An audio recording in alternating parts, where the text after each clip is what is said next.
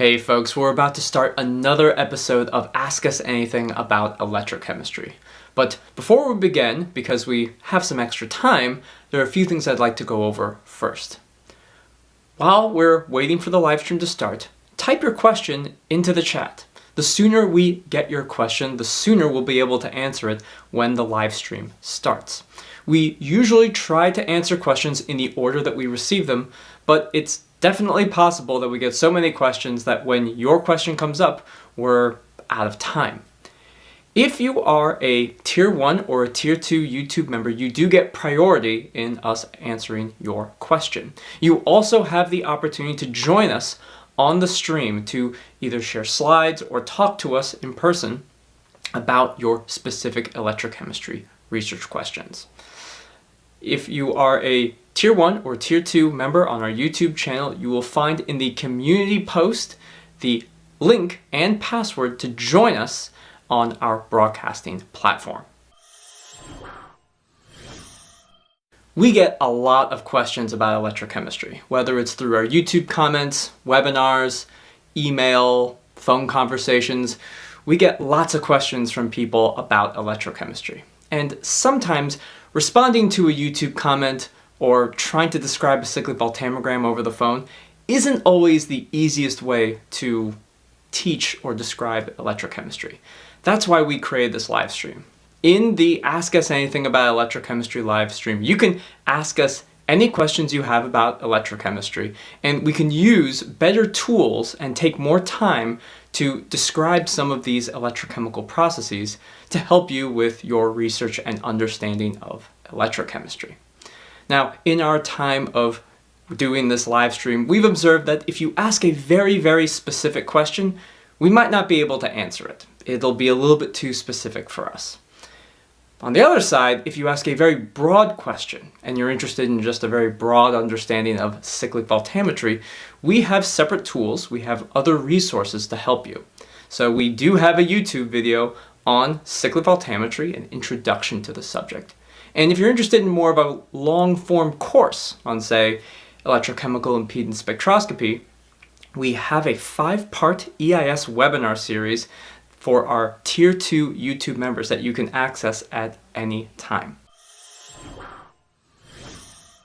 Now, if you weren't aware, Pine Research Instrumentation is a company that produces a wide array of high-quality electrochemical research equipment, from potentiostats to electrodes, electrochemical rotators, cells, different types of accessories. Pine Research has been supporting electrochemistry research and teaching for decades. Recently, we have developed new electrochemical simulation software called Aftermath Live. Aftermath Live is an online streaming platform where you can simulate popular electrochemical techniques like cyclic voltammetry. It's a powerful research tool, as you might simulate a cyclic voltammogram to support an electrochemical mechanism for your redox reaction that you're studying. But Aftermath Live and cyclic voltammetry simulation is also a very powerful tool when it comes to just learning electrochemistry. In fact, in previous episodes of the live stream, we have used Aftermath Live and our simulation software to answer some of the questions that you have. If you are watching this on YouTube, you can get a 10% discount on your first month of the basic and research editions of Aftermath Live by using the coupon code PINEYouTube10 when you're at checkout. Aftermath Live is a powerful tool and you can cancel your subscription at any time. Go to aftermathlive.com to check it out. Link is in the description below. Our live streams are normally on Fridays from 1 to 3 p.m. They normally last about 2 hours, sometimes a little bit more, sometimes a little bit less. If you miss the live stream, you'll always be able to watch it on our YouTube channel, and in the description we put timestamps for every question that was asked. This way you can look through the description and find the questions that are most relevant to your research and then watch those at your leisure. Also, we apologize in advance if we mispronounce your name. If on a YouTube channel you can put anything you want as a name. It could be a Pokemon, it could be a string of numbers. But if we call you out and we accidentally mispronounce your name, we apologize in advance. Lastly, please do not spam the chat. We've had numerous instances of people either talking about inappropriate things or constantly filling the chat up with some kind of spam. We will remove you if you do that. Let's keep the chat very clean and just talk about electrochemistry. Sometimes it takes a while before we're able to answer your question. So if you keep typing your question into the chat and spam the chat, then we will remove you from the chat. But if it's been a while and we may have forgotten about your question, one message as a gentle reminder is all that's required. All right, I think that's all of the housekeeping things. Now, let's start the live stream.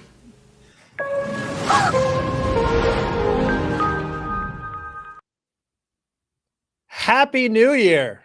Happy New Year, everybody. All right, so I have a question for you. Mm-hmm. It's a very important question. It's January 9th, 2026. Maybe if you're in Japan, it's January 10th. I think because they're in the future. They are in the future. They're Yes. like mystical, magical world. If you're in Australia, you're like from the future. But we're here in America, we're living in the past or the present. I think we are the most in the past. We're the most past. You go anywhere else. So Hawaii is the most past. Oh, Hawaii is the most they're past. 6 hours behind us. We're on the east coast of the United States. Hawaii is like living way in the past. Like, get with the times, man. Yeah. You know, you're like living way in the past. Okay, so I have a very important question for you.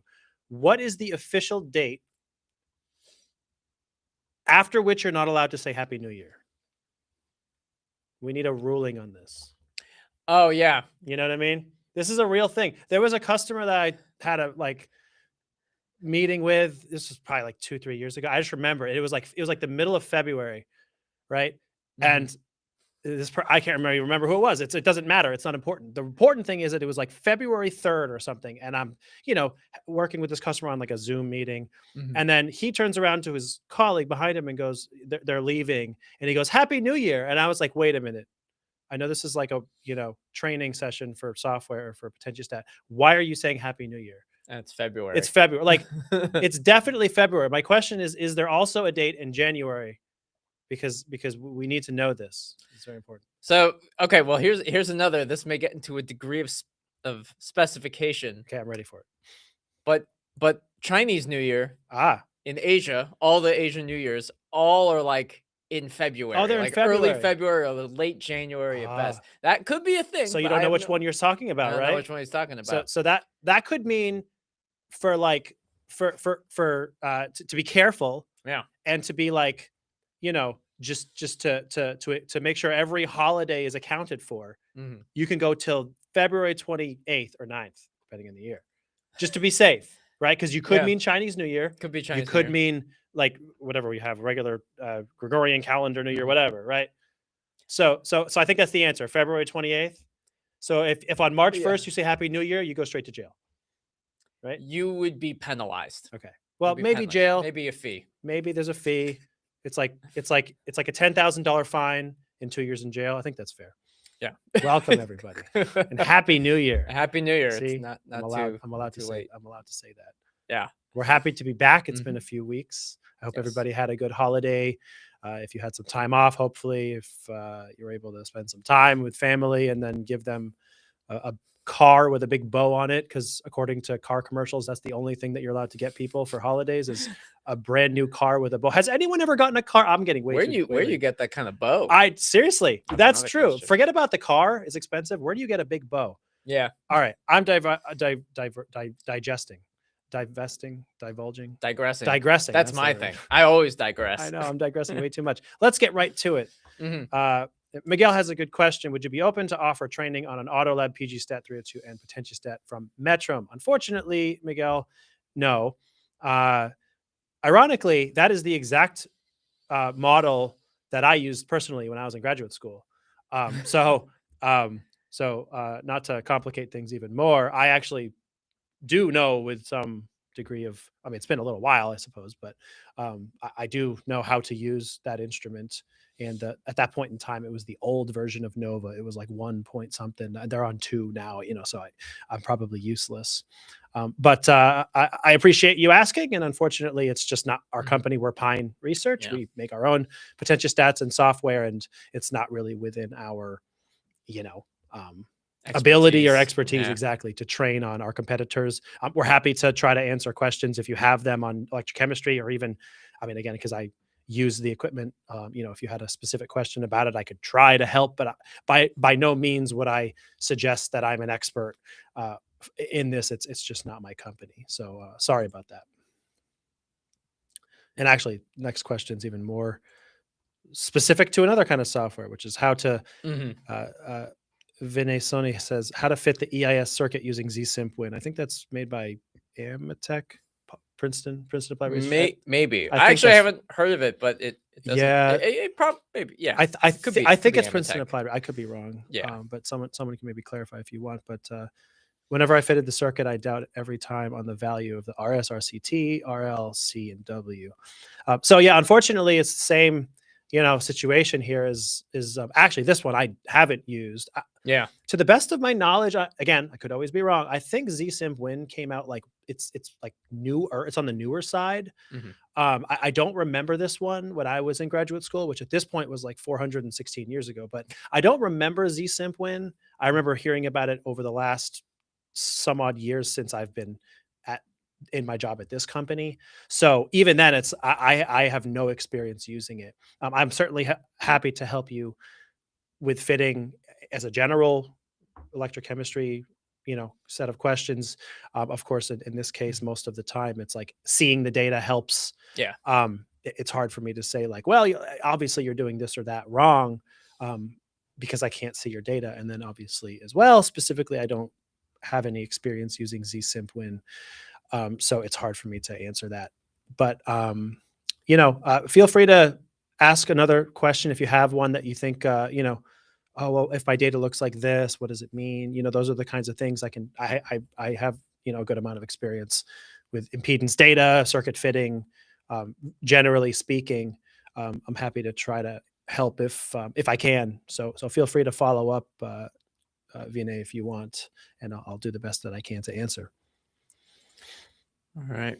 Moving on. We have a question. Shoaib Batir, I think. I'm working on supercapacitors, but I am facing one problem. In 3 electrode measurements, the GCD discharge time is very low. Even with the reported literature by my own group, I follow up.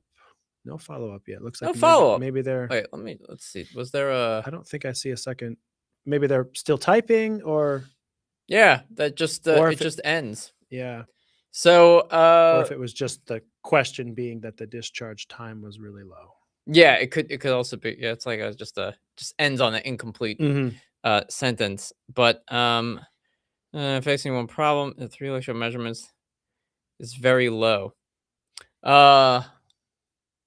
Okay, so the supercapacitor, it's charging very quickly, basically. Or The or GCD. discharging, but yeah, Or either way. discharging very quickly. I Charging or guess. discharging. I guess the very question quickly. is, if it's discharging quickly, is the charging time normal, but the discharging time is fast?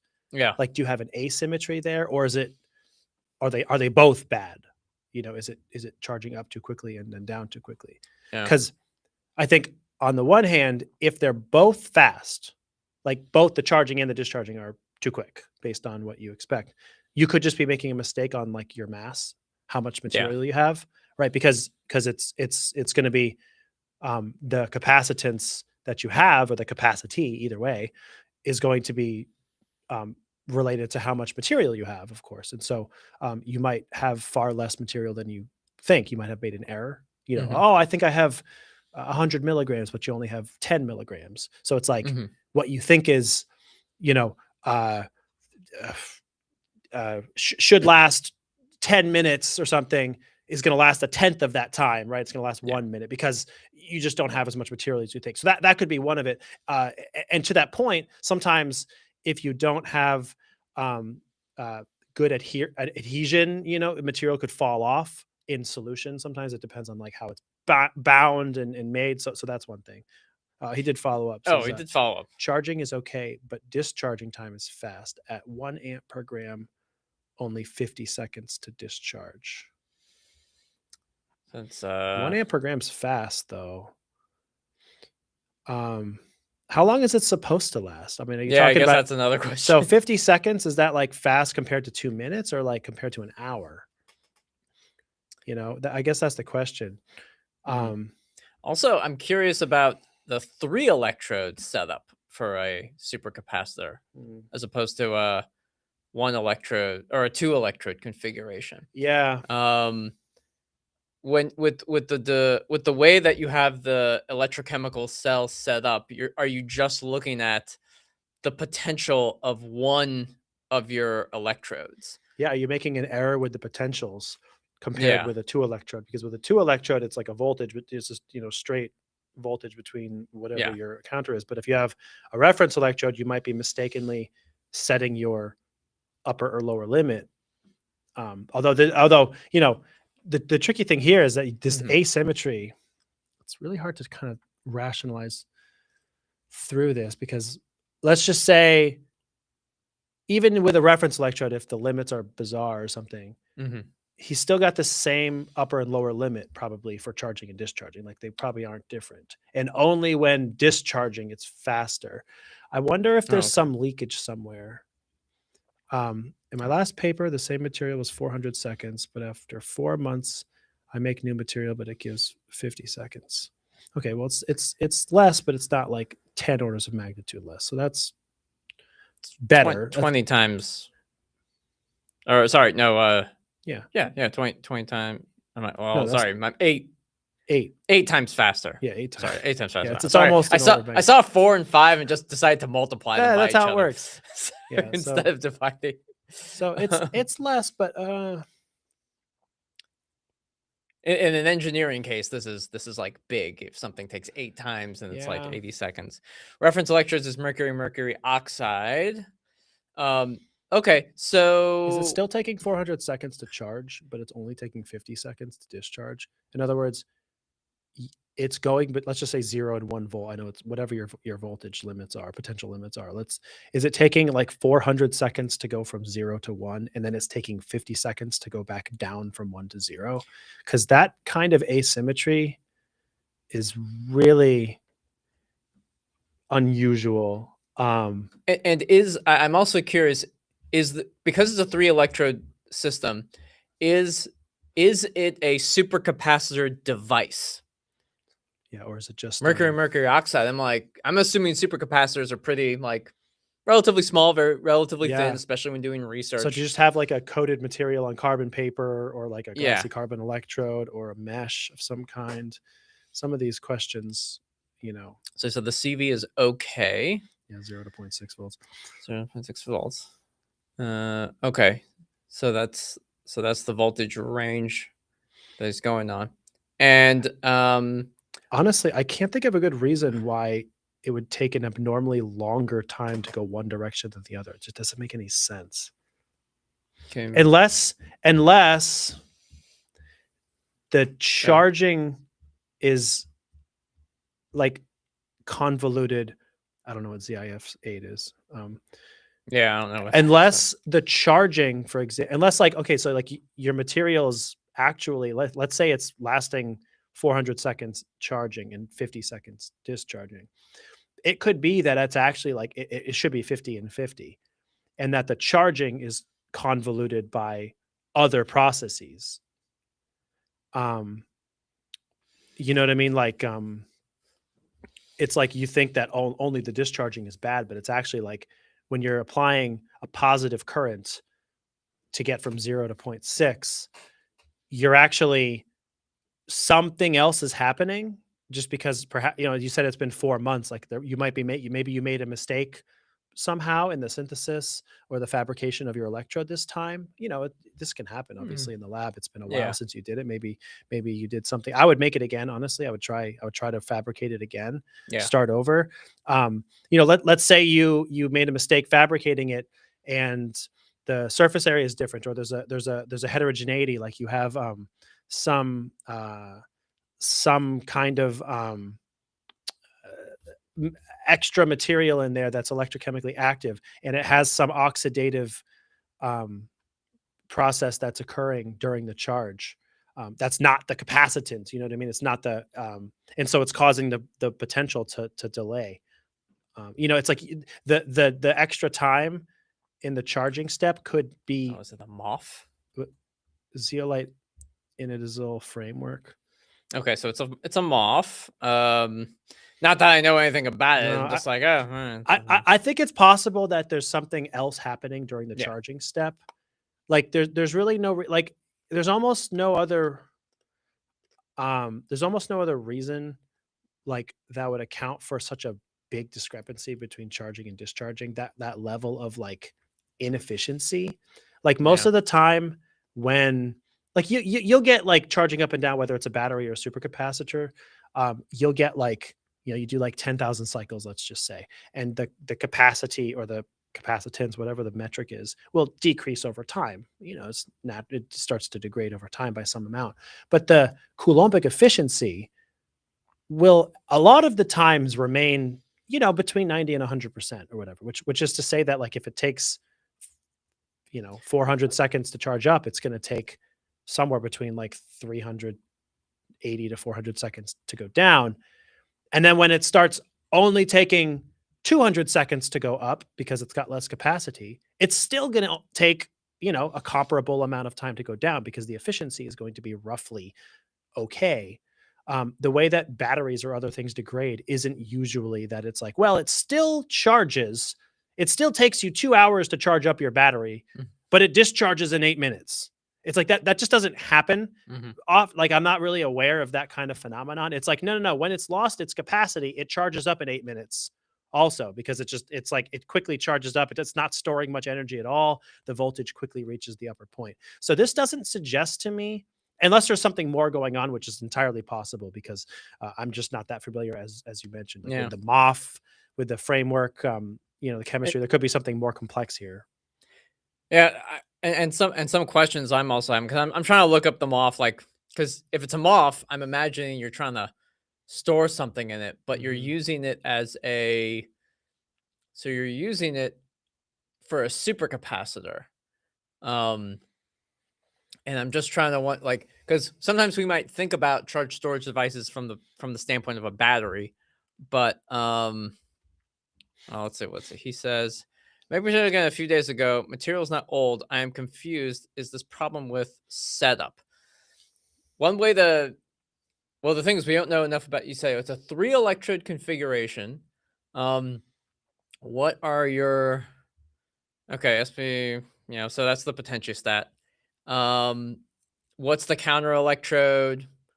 Counter electrode. Well, what is the counter electrode? You have a 3 electrode configuration. Is it possible that the reaction on the you could be limited on the counter electrode side? The surface area is really high of the working electrode.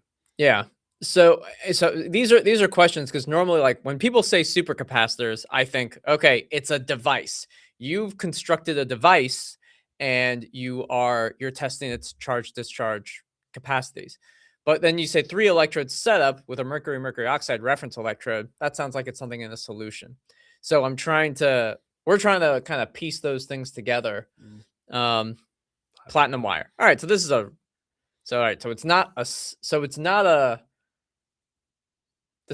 setup is not a traditional supercapacitor setup. Not a traditional supercapacitor setup. Yeah, it's a traditional 3 electrode It's a setup. traditional 3 electrode setup. Okay. That whole thing took me for a loop. Okay. I mean, amps per gram. Something is causing. I mean, it's a really big current. That seems pretty aggressive, like relatively aggressive, unless you have nanograms, so which your current is actually low, right? But that's just kind of a fast rate.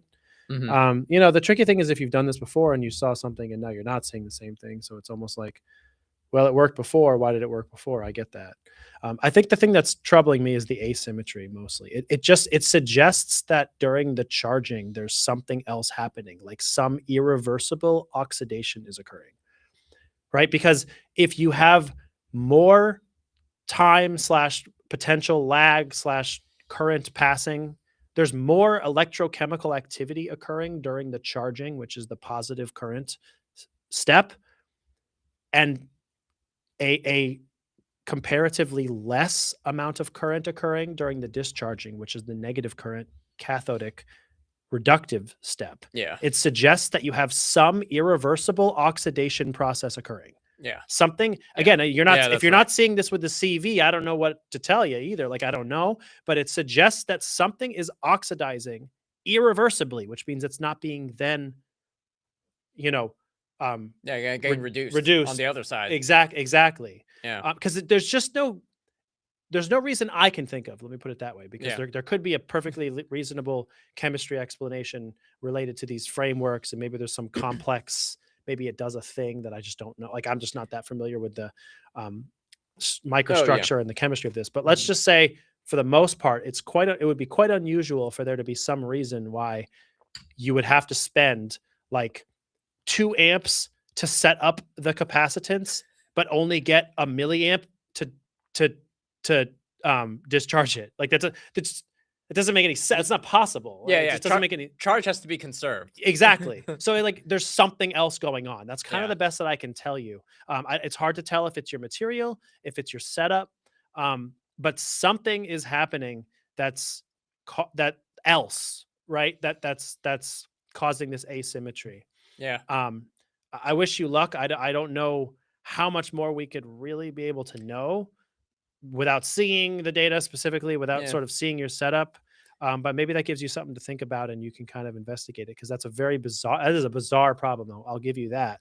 Yeah. The asymmetry of charge and discharge is a very strange thing. I'm not sure I've seen that before. Yeah. The last thing I would want to mention is it sounds like you have a lot of current that you're passing through the system. We don't actually know what the current is, but Depends how many grams, I guess, right? Yeah. oh yeah. So we could figure it out by just determining, he's got where is it? Did you say how many grams?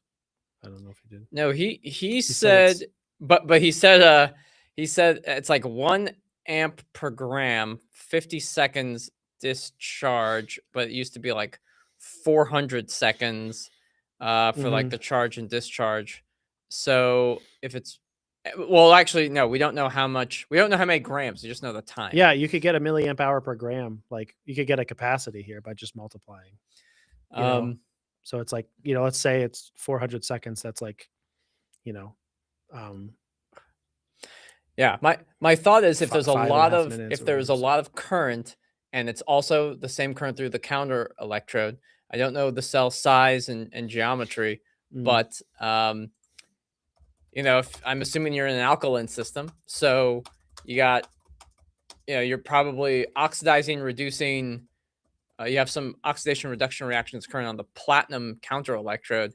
There may be something. I'm like, there may be something limiting on the platinum wire side. That's a guess. If you have a lot of material and the electrode's different. Yeah, it's that's what I'm thinking about. So yeah, but yeah, we need to learn. There's more we have to figure out with this.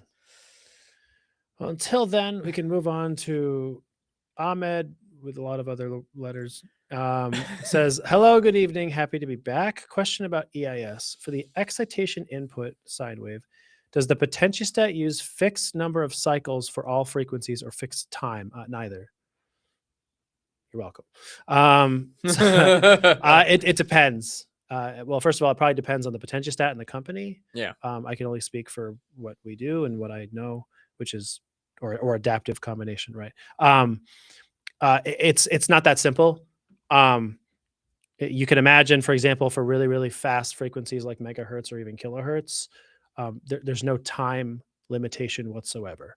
So it does as many as it needs to, let's just say, a megahertz can do 1 million of them in a second. So it can do 1 million or it can do less than 1 million. It doesn't matter. It's all so fast that you'll never care or notice. It doesn't really matter. In some there's also a trade-off in some cases. Some software programs allow you to select, as far as I know, there's no software that allows you to select for each individual frequency how many cycles you want to do. That would be probably way too much control. You don't need that much control. It would probably be a pain for you to be like, all right, well, I'm doing 10 points per decade over 7 decades. At this frequency, I want to do 12 cycles. At this frequency, I want to do 11 cycles. Like, it would be crazy to put all that information in. And it would probably take you longer to put the information into the software than the experiment would actually take. But that being said, it's like some softwares allow you to like set a minimum, like do at least like 2 sine waves for every one, do more if you need to, that kind of thing. Some software programs allow you to set sort of a general, let's just say, do a lot of them, do a normal amount of them, or do as few as possible. And the reason you would pick some of that is because you want the experiment to not take quite as long. You know, if you select do a lot of cycles, like as many as possible, the experiment will take a long time. But in theory, it would be more accurate, because if you let it cycle more sine waves, maybe you get more accuracy. The flip side to that idea is that the longer you go, the more drift you can introduce, especially at low frequencies. So this is a tricky thing. I'll just tell you, like from an instrument manufacturer's perspective, there's no right answer, so to speak, which is why you can't use a fixed number for every single one, and you can't use a fixed time either. You have to vary it. You have to kind of, for lack of a more descriptive way to explain this, the potentiostat at every frequency kind of sniffs the cell to figure out what it should do. The potentiostat will sort of figure out the potential, the load, the current, the potential, all of the metrics, figure out what gain it should be on, kind of figure out what is stable for that frequency, figure out all the filters that need to be involved, and then it will try its best to get a good signal. Obviously, potentiostats don't always get it perfectly right all the time, but it's really variable as the frequencies go, usually from fast to slow. But it's neither, the fixed for every single one of them most of the time. And you wouldn't probably want to do that. You would get some frequencies would look great and some would look terrible. You have to kind of allow usually a good potentiostat and software program to kind of do its thing, so to speak. All right. He's got another question. Before he does, someone cool shows says, "Thank you for doing these podcasts. Keep it up. Happy New Year." And then he corrected himself to say live streams. And I'm glad you did, because I was about to have to ban you. It's not a podcast, my friend. It's a live stream. But thank you. I appreciate the correction. And we're very happy to be here. I'm glad you're here. And Happy New Year to you as well. It's January 9th. You're still allowed to say it. Okay, moving on. But if you are if you're an academic institution and your university doesn't open up until like January 28th, oh, that's true. Do you tell them Happy New Year? I guess you'd have to, because you haven't seen them. You haven't seen them. That would be another exception. That'd be another It's exception. like you haven't seen someone since December and it's January 20 something. That's like, okay, you're allowed because you haven't seen them. Yeah. And you can't not say Happy New Year. And they're on the same track as you, right? They also are starting the same thing. Yes. They've all experienced the same ending and starting of years, whether it's calendar year or academic year. That's right. So that's another. It's very important. Yes. I'm glad we can find unity in this very important topic. Yeah. That's right. Of course, people can also comment on that as well, in addition to ask us anything about saying Happy New Year. Okay, so the second question from Ahmed is second question. The EDC and EIS, which I think is just the potential, the DC offset, as we sometimes call it, is all about shifting the AC signal to a specific offset, or are there other hidden reasons? I think this is probably a little bit related to this meme right here, which is that in general, the answer to your question is yes. The point is to of the DC offset is to set the AC wave to be about, and when I say about, I mean around a specific potential. And it's a potential that where whatever process you're interested in learning about is is actually, it's actually happening. So sometimes, your impedance results will change as a function of the DC offset. So you still need to do impedance. Impedance is still, the AC signal is still important, but where it's actually about is will vary. In fact, we actually we have a YouTube short on this very Oh, would you look this at that? very thing. It's almost like I made a YouTube short. Did you? Oh, wanna I pull was it? I was gonna look for it. Oh yeah. Most recent one. Let's copy it. I'm glad the and- angry cut didn't make it. Oh, can I not cut the? So wait, no details. Here we go. Copy. I'm gonna. Oh, just copy the link. Yeah, I'm gonna put it into the chat. Let's put it directly into this chat. So, so yeah, it goes into a little bit more detail. Not a lot much. It's a 1-minute video. It's a short, It's a short. but it goes into some detail. Yeah, and it'll show you pictures too to kind of let you think about where is the potential with respect to the electrochemical process that you're Mhm. looking at.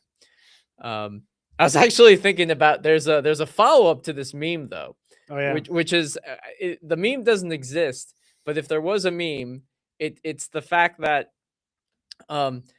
we always get this question about doing EIS at OCP. Mhm. We're trying to inform the electrochemical community that, hey, you're not getting good EIS data because you haven't set the DC offset to a potential where your process is occurring. We're trying to inform you, the people who are doing electrochemistry experiments, where the echem is happening somewhere else other than OCP. You should be worried. You should change things. The only people who have commented and have asked questions and are legitimately concerned are all the corrosion people who should be doing EIS at OCP. Everybody else Oh, that's so funny. who needs to do OCP Yeah. at the EIS, they like they haven't commented Yeah, about the it. people who are wondering about it, it's like, well, okay, you should be doing it at OCP, but not everybody else. Not everybody else. That's right. Yeah, that's so ironic. It's very Oh my ironic. gosh, that's really funny. I'm not sure anybody will appreciate why that's funny, but I Yeah. think that's funny. Yeah, It's yeah. true because corrosion is like the one process where it's like you're inducing it. So it's like Yes. the electrochemistry is happening anywhere but OCP. Yeah, And you don't want to make it happen too aggressively or you'll just Correct. destroy your sample. You want to kind of carefully study it, which means Yeah. you want to be always right around OCP where there's not much current flowing or any current flowing. yeah. So when we put this up, all the corrosion scientists were just like, I know. "Oh my god, have we done something Are all wrong?" my results pointless? It's like, no. No, Yeah, we not for need to you. expand this, add another line right here where it's like, but when I do, it's versus OCP. When I want to explain this, unless I'm a corrosionist, and then Yeah. it's never pointless. or It's something. never So, pointless. I It's don't- always the you know, correct decision.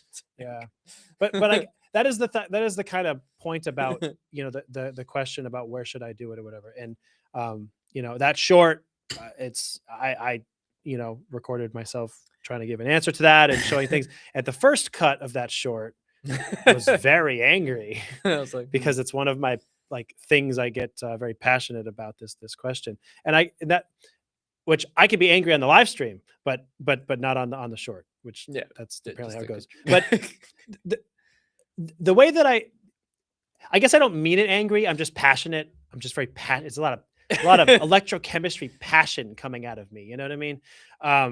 Because the way that I always say it to people on this live stream or in person or otherwise is that if you're asking me what potential you should do impedance at, it means you're not thinking about electrochemistry like Mhm. the right way. And what I mean by that is you're an electrochemist, you're doing electrochemical experiments on a system that you understand somewhat well. You at least know that there's some redox process you're trying to study, oxygen evolution, oxygen reduction, hydrogen evolution, ferrocene. You're studying some process. You know that it makes a peak when you do CV. You know what potential it makes a peak. You do chronoamperometry, you set a potential, you measure the current, set the current, measure the potential, whatever. You know something about the potentials and currents at which a thing happens. And then suddenly when you're doing impedance, all of that knowledge goes out the window and you're just like, I don't know, the software says OCP, I guess that's what I should do. And it's like you turn off your electrochemistry brain because the signal is squiggling. Like, I don't know what it is. Does it squiggle your brain? You know, is it, are we connecting leads to our head and we're like sending a sine wave through our brain and we're like frying our brain or something? I don't know what it is. It's a weird thing, but it's like a very real phenomenon that happens with people. Impedance is a very daunting Yes. technique, and I totally understand that. It's tricky. The analysis is tricky, but like, don't turn off your electrochemistry brain. Leave it on. Think to Mhm. yourself, if I'm trying to study this process and it occurs at a certain potential, then that's the potential probably that I should pick for my baseline while doing impedance if I want to study said reaction, or something around that potential, Mhm. or above that potential, or just below it. Like, you would do the same thing if you were doing chronoamperometry, which is by definition a baseline, you know, Yeah. a potential baseline. So that's just kind of the way that I like to say it, although it always comes off very angry. So it doesn't make, for a good video when you sounds like I'm yelling at you, but don't zap your brain. That's- Think like an electrochemist and pick the right baseline. There you go. There you go. So that's my So hopefully that answers Yeah. that answers question number 2. And I guess question number 3, Mm. which is all good. We got good set of questions from you. Is it enough to do EIS from 1 hertz to 10 kilohertz in application like biosensor biomarker detection? Thank you, and sorry for a lot of questions. Don't need to be sorry about the would question. be sorry for questions. It's what this live No. stream's all about. No. Yeah. Well, I've worked with some people doing some biomarker stuff. Yeah, I think the general answer to your question is yes. I might argue that you'll actually get more. First off, it depends on the biomarker and the biosensor. You may need to go slightly higher in frequency, but I actually don't think you really need to. But you actually probably want to go a little bit lower in frequency on the low end. So you might not need to go very high on the you don't have to go much past or higher than 10 kilohertz. But I've observed from working with certain customers of ours and stuff like that. If you stop at 1 hertz, there's actually more information beyond that at slower frequencies that will tell you more stuff. Yeah. That's my observation from At least from 100 biomarkers. millihertz. Yeah. Yeah, you could go to 100 kilohertz, for instance, at the high end. And very often you won't get a lot of useful information at really high frequencies.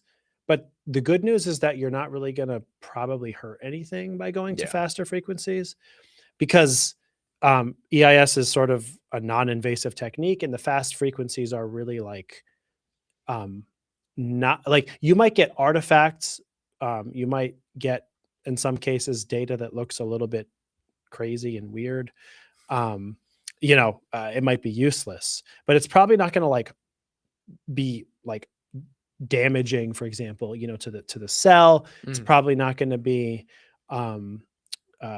the worst, it's like the worst case scenario is that the data is just not all that useful and you can just ignore it and use the data from 10 kilohertz, for instance. Mhm. But you're not going to necessarily hurt yourself. So yeah, and it also doesn't take very long because it's fast frequency. Yeah. So yeah, I would say, just for all those reasons, probably start at 100 kilohertz, and also just the way you wrote this, you wrote from the low to the high. I hope you're going from high to low. It's better for stability reasons and the way the potentiostats operate to start at the fast frequencies and then go to the slow frequencies.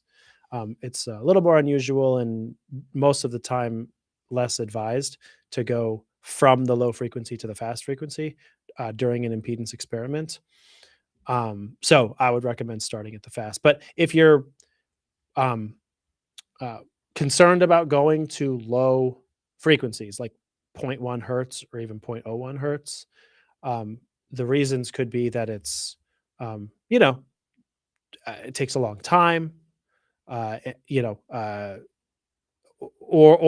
that you get a lot of drift at those low frequencies because they're so slow that the signal starts to drift, and then sometimes the accuracy of the data can start to get worse as you go to slower frequencies.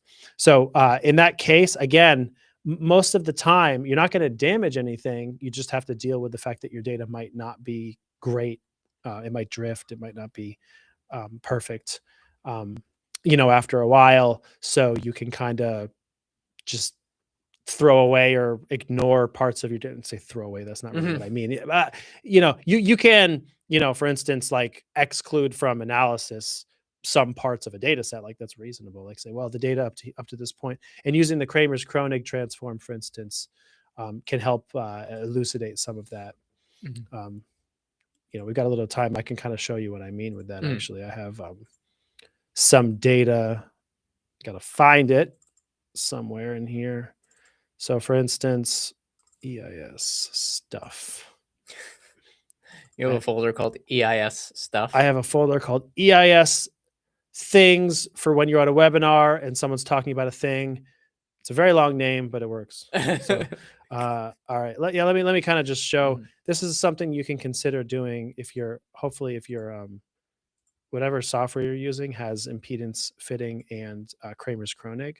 So, let's say you go to the lower frequencies. In this case, you can see this is a generated data, but it goes all the way down to a 1 millihertz, which is like super slow. That means one cycle in 1,000 seconds. So it might take like half an hour to get one sine wave. Yeah. And if you do 10 points per decade, you can imagine how painful it would be to do this. But what you could do, for instance, is you could do Kramers-Kronig as you go to these lower, frequencies. Because what you're looking for is, if you're doing a biomarker, you might be looking for some particular feature. And if that feature shows up, like you can see in this plot here, for example, like this peak is at 10 to the 1, 10 to the 2. So like 10 to 100 hertz. Like maybe you'd say, oh, well, I don't have to go lower because the feature I'm looking for is happening, in these middle frequencies. So great. But if you have a feature that is occurring in this lower frequency range, well, you're going to have to go to that range, and then you're dealing with the drift and things like that. So the question that you would run up against is like, okay, well, where is the data valid and where is it not, based on what we were talking about? There could be artifacts. Now, in this case, you can see there's this kind of bizarre looking drift and kind of zigzagging stuff at the low frequencies of the Nyquist plot. It's harder to see in the Bodhi plot, but if you zoom in, you can kind of see that it's not fitting super well. So it's like, well, this is bad. It's drifting, right? But I could come here, for example, like in our software, we have the ability to do this. I can come down to the lowest frequencies, and I could sort of start kind of excluding some of the points. So it's like, all right, well, it's still pretty weird. It's kind of twisting up, and now it's not really fitting. I could get rid of a few more points, maybe just keep excluding points until the Kramers-Kronig fit, looks a little bit better. Maybe a few more. It's like, well, there's a lot of drift at these low frequencies. In this case, you can see I'm already at 1 hertz. So maybe this is a bit of an extreme example. Your data might not be this, extreme.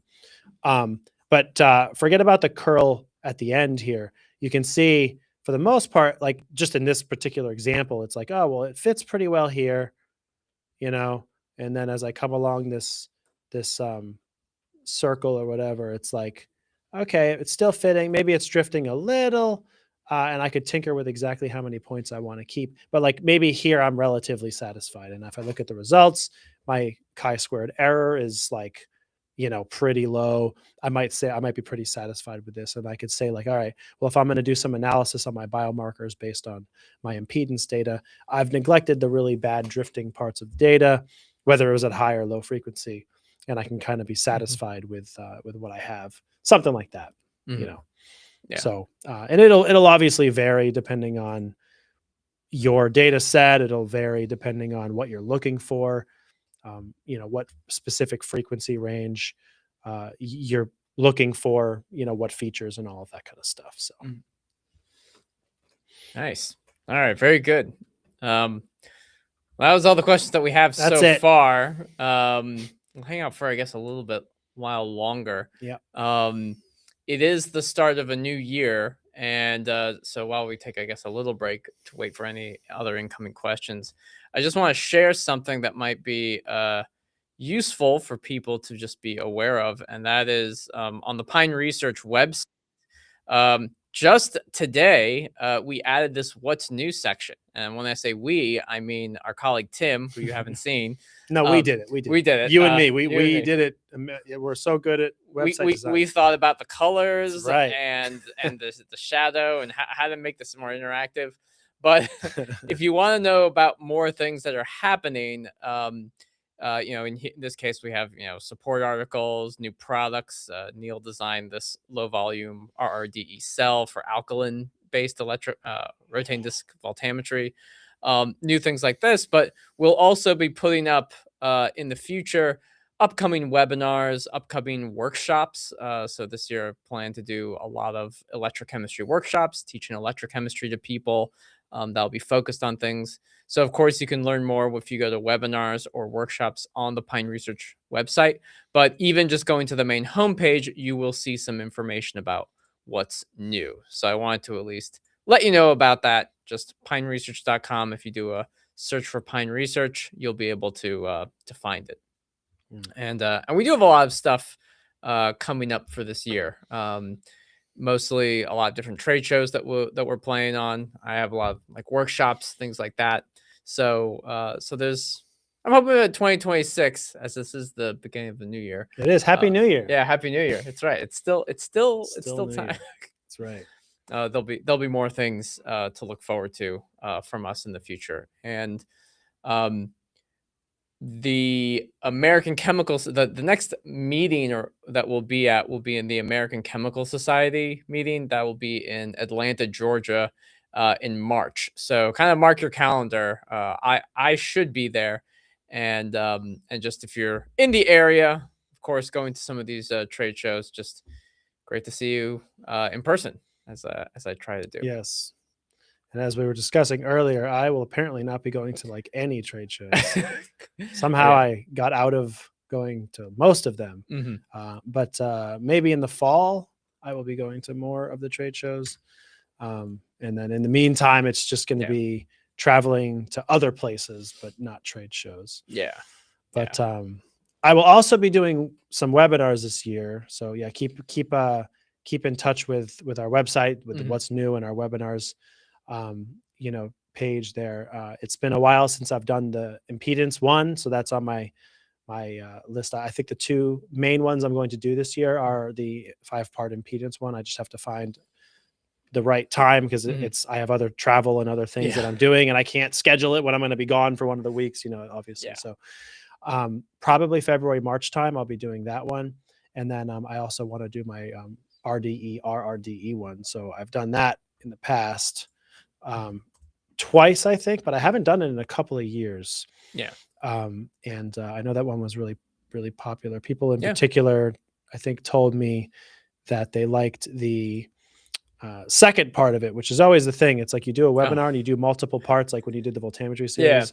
Yeah. And it's like, this is the thing from planning webinars. It's like you plan it out and then you're like, oh, well, this is going to be, 2-3 parts or whatever it is. And then it's like, oh yeah, the second one's going to be the best one, or whatever it is, because I think that's the one that's where I, like, for example, in this series, the second one, I'm just going to show the link to the video here, but like the second one that I do in this series is the one where I actually show how to do the analysis. So like this right here, for instance, I'll share the tab. Why not? And we'll give it a few more in case there's any questions. Everybody come in, but and of course, it's one of these things where we know from experience every time we do these live streams, it's like the end of the second hour is when everybody asks all these questions. But, this webinar here, I'll get to the title slide. Which is what I'll be doing eventually this year as well, is I do Kotecky-Levitch and RDE TAFL analysis. And it's the second in a 2-part series. So it's like the more people show up for the first one, which is, I think it's pretty good. I do theory and all kinds of stuff. But in this one, I literally spend time, you can see, like on an Excel sheet, like doing the analysis. Yeah. And I show the like RDE data, I do collection efficiency. I show how to do the analysis. You know, we calculate like the uh, diffusion limited current. Mhm. You know, I actually do the analysis here Get a rate directly. constant. I use I do the rate constant. I use the Levitch equation. I use the Katecki-Levitch equation. We do all the things, and it's like, I personally find this more useful than the theory. I mean, the theory's fine.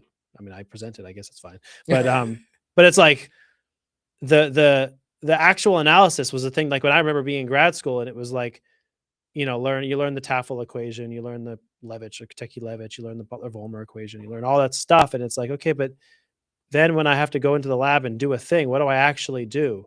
Like, like here's my Tafel plot. Like, how do I actually get the Tafel slope? And it's like, well, maybe I should just show people how to get the Tafel slope. Maybe I should just show people how to calculate stuff. So that one, to me, in my opinion, humbly, is the better one to do. So I always kind of like that webinar, you know, showing how to do those calculations. I think people find that more useful, or I would, if I were in graduate school, I would have been like really happy to see somebody doing those calculations and learning how to do them for real instead of fumbling through and, you know, opening my Barden Faulkner textbook and hoping that I'm typing the numbers into Excel or Origin correctly or whatever it is, you know. Yeah. No, it is very helpful. I'm always more of like I won't say a theory guy, because that makes it sound like I code you know, molecular models or simulation. You do like DFT or whatever. Yeah, but I don't do any of that stuff. I just think about like, does it make sense for a molecule to like diffuse over and do a thing? Like, like, does that make sense? Are we thinking about it correctly? How do we think about this equation? But it's like, yeah, you figure out how to do it in the lab. Well, that's that's the balance between the, like, you know, chemists and engineers. Right? I'm the engineer. I'm more like, well, I don't really know why this happens, but I don't really care. Yeah. I just know that it happens. Yeah, and I want to know why it happens, but I don't actually want to do it. I just want to know why. I just want to know why, and I'm just gonna multiply it by like 0.7, and then it all works out. Yeah, you and know? I'm like, why is it 0.7? Because the numbers the right. numbers work.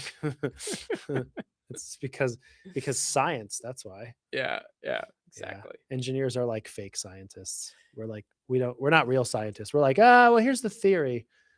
Yeah, but if I had a fudge factor, then it works. Yeah. So that's what we're gonna do.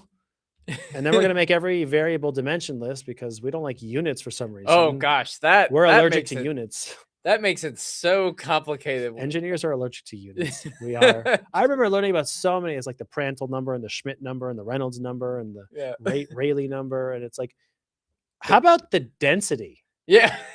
Can we use density? Not allowed? All right, let's. It's like you know that happened just over the course of, I don't know which years these scientists were around, but they were just like, all right, I'm sure this is how it happened. This is definitely not at all just me rambling. That a bunch of these scientists were sitting down, they're just like, all right, density. Hang on, it's kilograms per cubic meter. All right, viscosity, right? That's pascals per, what is it? Pascals seconds or something. So it's like kilogram per meter squared or whatever. So, you know, and they're like, how do I make all the units go away? Yeah. Like if I take this and I divide by the mass, all I need is volume. All right, so if I multiply by volume, it's gone. Awesome. So it's like density divided by mass times volume, and then times the viscosity over the kinematic viscosity. If I just throw in a whole bunch of stuff, eventually the units go away. I've done it. You've done it. Name the unit after me. It's like, that's just, it's like, I could just make all the units disappear. It's I know. Magical. Well, the thing that I have the most difficulty with is when you take a unitless thing and then you divide it by another unitless thing. Yeah. And that becomes, that's not like, oh, that then gives you like a number. It's like you have to follow that through the math of describing another process. So yes. it's actually, this is a little known engineering fact. When you take a unitless number and you divide by another unitless number, you get units. Two wrongs make a right. That's right. That's correct. When you divide a unitless number by a unitless number, you get like meters. That's how engineering. Engineering. That's how it works. That's not how it works. I'm kidding. Well, it looks like a question came in. Yeah, so we got a question. We were about to end it, Yeah, as we no. stop rambling here. But as usual, As usual, at 2 o'clock on the dot. exactly. Actually, it's more like on 3 o'clock on the 3, dot. You know, yeah, we're, that's right. the usual crowd of folks in Asia for some reason who like to watch us at 2 a.m., which we appreciate, but I don't know why you're not sleeping.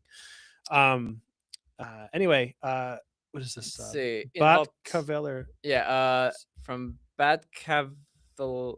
Bat-Caveller? Or it's Cavalier. Cavalier. Yeah, Cavalier. Not sure. Says in voltammetry, normally, from what I understand, we don't stir because we only want to count on diffusion of ions and stirring would interfere. But in the cases when we do stir, we also have to make sure that delta is always constant. Please, can you explain on that? So I assume by delta, you mean the diffusion layer thickness. I think. I have to figure out what is the delta? A delta is usually diffusion layer thickness. Like, I mean, we use that when we're talking about like rotating disk electrodes. I think. Yeah, so we use it for RDE. I want to make sure. Yeah, I assume that delta is always diffusion layer thickness, and then assuming that's what you mean. So first of all, you're correct that we don't normally stir. It's not that we're trying to count on diffusion. That's not really the right way to think about it. It's more like, I don't even know. It isn't even really that we shouldn't stir. Like, for example, if we lived in a world, for instance, where everyone by habit did stir while doing voltammetry, like there wouldn't be anything wrong with that necessarily. To a certain extent, it's just that is just kind of how it is. So we don't like need or rely on diffusion, but we just it's there.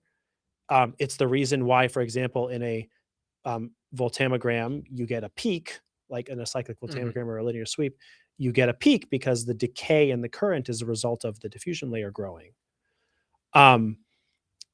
Stirring the solution can sometimes, I think, keep delta constant, but it doesn't necessarily do that. That's the reason for rotating disk electrodes. I can pull up part of, as I was just talking about my RDE.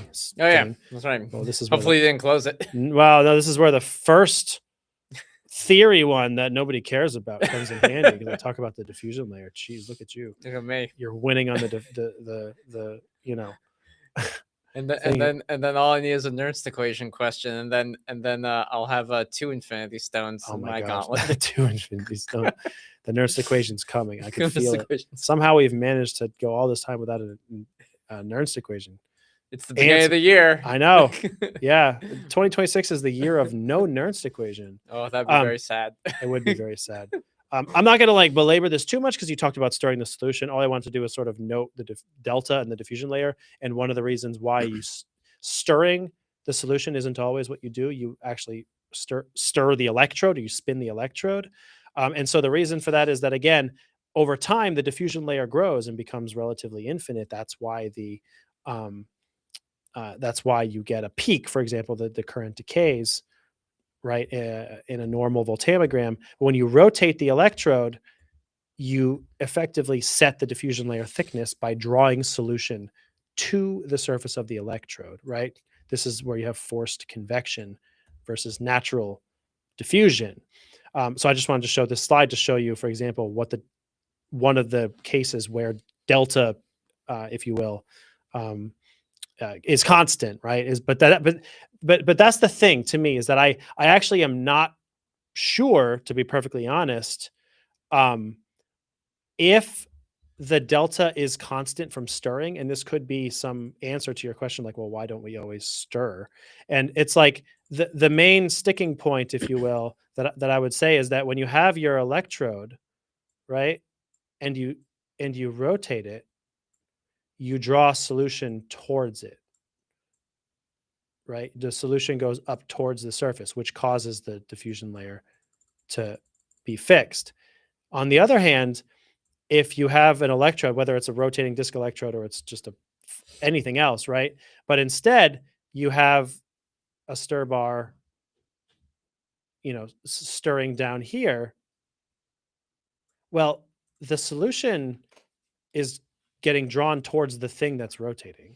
So the solution gets drawn this way. Now, does that solution flowing cause delta to be fixed? I actually don't know. I think it could in some cases. Maybe if it depends on, it could depend on where your electrode is. If your electrode is like here, maybe the flow of the solution causes it to be a fixed diffusion length. It could depend on the geometry of the cell, of the system, of the electrode. There's some open questions here, but my point is, I think it's not guaranteed, for instance, that the diffusion layer will be fixed or known perfectly well if you stir the solution. And so I think probably you could argue that like some of that ambiguity leads to the idea that it's maybe not always best to just blindly rotate the not rotate, stir the solution during voltammetry. Because it's like when you do a voltammogram, you get kinetic increase in current, and then you get a decay in the current. And this decay is a result of the diffusion layer growing. And so it's like, again, it's like you don't need that, but it's an understandable phenomenon. So it's like whether you like it or don't like it, the fact is we understand it, relatively well as electrochemists, even theory and engineering combined, we understand this phenomenon. So when we see a peak, we can explain why it's happening, and we understand that this is kinetics and this is diffusion. So we have both of these phenomena that are occurring, and it's understandable. I would argue in probably again some cases, if you're stirring the solution, I don't know what would happen, because we do know, for example, in this case, when we're rotating the electrode, one of the ways that this manifests is that we have a kinetic increase, and then it flattens. It makes like an S type curve. And so instead of decaying, right, we don't get that behavior. We get a plateau because our diffusion layer is fixed. And so so that's also a known phenomenon, which is why this RDE is a very popular technique, because again, it isn't whether we like it or don't like it, but the diffusion in this case, this diffusion layer is known. We know what it is. So we can work with it because we understand it. We know what it is. The stirring just creates a little bit of ambiguity, in my opinion, in that case. So that's kind of, how I would sort of answer that question. I think there's a follow-up here. Yeah, I think he's got two things. I think he just literally ran out of characters to to describe it. Okay, so here we go. So he says, from what I understand, is that if we knock off migration with KCl and we don't stir, only the diffusion leads the way the reaction is going. And for diffusion, we have, we have an equation that would lead us to see, and probably, and probably from what I understand in the other case, the disk spins so fast, like hundreds times per second, delta can be 0.1, 0.1. Not that thin, but yeah, thin. Not that many nanometers. No, it's more like tens to hundreds of nanometers. Yeah. So, all right. So, I guess I'll take a crack at it. So So there is, hold on. We have a. Oh, wait, is it? We have a set of useful equations for the live stream. Well, you have a set of useful equations. I have no useful equations because I don't respect the Nernst equation. Respect those. Okay, so what you're talking about, and I think people can see. Can people see this? Okay, please. So what you're talking about is what's referred to as the Nernst-Planck relationship. It's this big nasty equation here, and this is the flux of molecules. This equation describes how does a molecule move from point A to point B? And so this term is diffusion. This term is migration, molecule movement due to the presence of an electric field. And this has to do with convection. Convection is stirring. That's what it is.